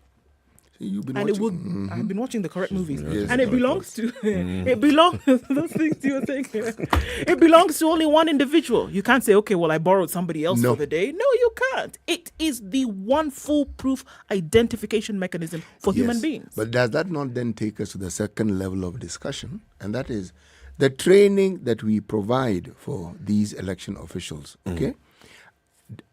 Are they trained to understand this thing that we're now discussing? And to I am asking. I would provide the leeway. Or are they so petrified that if they actually use common sense, that it might be seen that they are aiding and abetting It's a the wrong? latter. It's the latter. They may just see, I don't have... Even when they hold your ID, they're not really at looking at whether the name is the one. No, they just, okay, you have the ID, sawa. You take your ID. What I've done the first time, I've looked at your photo, it's you, Eric, move on. Eric, do you know how right you are? As you've said it, I moved from ballot paper 1. I was in the 4th one. This lady had 2. And there were 2 IDs. The person ahead of me was a lady. Did they not start giving me the lady's ID? I said, no. For what? Mine is the other one. Mine is the other one. Yes. Then they looked at it, oh, okay. Yes. Yes. But then I also took it that I went to vote around 3:30. So when they've been at it since morning, they're probably tired. Yes. But that ID, you're right. The person who probably looks at it is that first person with the biometric kit. They actually look at it, look at you, look at the picture. Like I tell this one, this is a younger version of me. I used to look like this when I was younger. This is now me, not young anymore. I think those electoral officials already understand that, well, I don't have to do this thing, but if I don't do it, it could form ground for somebody to bring issues. Yes. And because I am personally liable as the presiding officer, then I've got to make sure that things are done the right way. This is how the law was written. I am just going to follow the law to the letter. And I'm not going to use any thinking here. This is just the law. I'm really sorry. I'm sorry. This is it. Because like the presiding officer looked at the lady, looked at the ID, looked at the gadget here. He knows it's the same indicating. person. But she was like, I'm sorry. You have to come with your original ID. And that was it. But you know something, Eric? If you go to a bank, if your bank is familiar with you and they know who you are, they don't require you to produce an ID. I don't produce my ID in the bank actually anymore. That's the point. It's the same bank. They know you. They know you. But believe me, if you have someone new at the teller who doesn't know you, you're going to produce that ID. Oh, yes. Yeah. One of the worst part is the signature. Oh. You know me, I'm not the signature kind of guy. So my thing is just... It changes. Next time you go to the bank, that's the only time I signed somewhere. You're told, excuse me. Are you sure this is you, sir? Eric, hii signature yako sio at least uweke kitu unaweza kumbuka. Find a new person, they're like, this one, there's a problem. There's like a thing that's coming down here, which is not on this one that's coming down here. I'm like, okay, can we do a new sample? Yeah, let's do it now. Let's just refresh the sample that you have. Take what I'm doing now as the sample for future. Trust deficit is a big issue for us. It's costing us a lot. It's making our elections very expensive, all because of this. We have said we are using technology, but we are still going to court to demand that we use manual. But what is a backup plan for a system such as the one we have? Are we supposed to have another electronic system that can support this one? Let's come back to that. First, let's cross over to Kirinyaga so that we can answer Mwende's question. Jane Mugambi is there. Good morning. Good morning. How are you doing today, Jane? Fine, thank you. Today is a good day. Despite the rain. Hey, Kirinyaga is raining daily. Yeah, Kirinyaga is blessed. Where? So where are you as we speak? Actually, I'm at the Kirinyaga Boys High School. That is the Gishugu Constituency Tallying Center. Okay. Yeah, we are actually waiting to witness the counting of the results.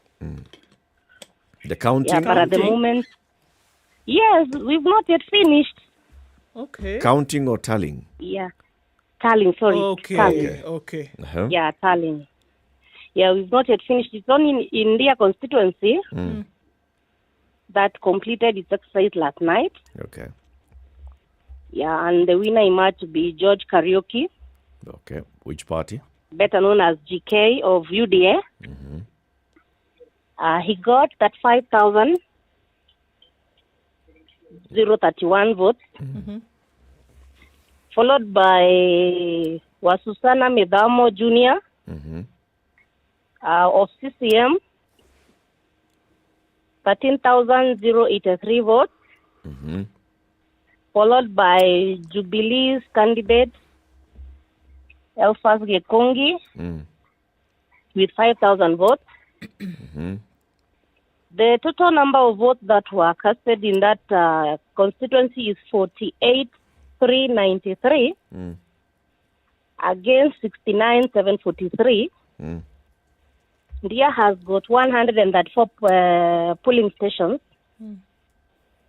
And for presidential in that constituency, Raila got 6,872. While William Ruto got 41,283. Waihiga 151. Roots Party Wajakoya got 232. The total votes were 48,548. So this is the only constituency in Kirinyaga County that has finished the process of tallying. Yes. For the presidential. Yeah. And the parliamentary. Yes. So the other constituencies, that's Gishogo and what's the third one? There's Gishogo. There's Moya. And Kirinyaga Central. Okay. Yeah, those ones, we don't have the results yet. No. Which means that we also then do not have a clear picture of the gubernatorial and senatorial race. Is that what you're saying? Yeah. Okay. Yeah. Well, thank you very much, Jane, for this report. We hope to get clearer pictures as we go on. Okay, thank you. Asante sana. We have a call on the line called Lois. Lois is in Nairobi. Good morning. Good morning. How are you? Fine, thank you. Us, we are fine. Oh, wonderful. Now, I just wanted to contribute about the process, the IBC process. You guys are talking about identify the, using the team state. That process comes after you've issued your ID first. So if you don't have your ID, there's no way you're supposed to have been identified. Yes. So it is first your ID. If you don't have your ID, sorry. It ends there. It ends there. Why is it important? After, it's important. It's a process. Everywhere you go, there are policies. You need to follow the policies. So it says, first of all, give your ID that this is you. Then to prove that it is you, you go through the skit. Then the next process. So we just need to follow the processes. Okay. But logically, why is it important to have the ID and then go to your biometrics? I need to show that you are registered. You're a Kenyan. You're registered to vote. You're a Kenyan. I could easily have put my details on the same skip in Yuma, but I am not a Kenyan citizen. And how do you end up in the Kim's kit if you're not a Kenyan citizen? Well, anything is possible. There was a process of registration for voting that took place. And it required your and ID. it required your ID at that point. You couldn't have gotten into the Kim's kit without you having an ID. So it was a prerequisite. And that happened already. But you never know the guys behind the order. That mistrust. Trust issues. Right. You never know. You have to have your ID. Here's your ID. Prove that it's you, then prove a Kim's kit. Okay. You remember right now, the fight we're having is against corruption. Yes. The servers for the other year have still not been opened. Yeah. How do you feel this time, Lois? Do you feel that this time there's more transparency in the process? It went quite well. When I was voting in Loreto Primary School, it went very smoothly. Mm-hmm. So we're just hopeful.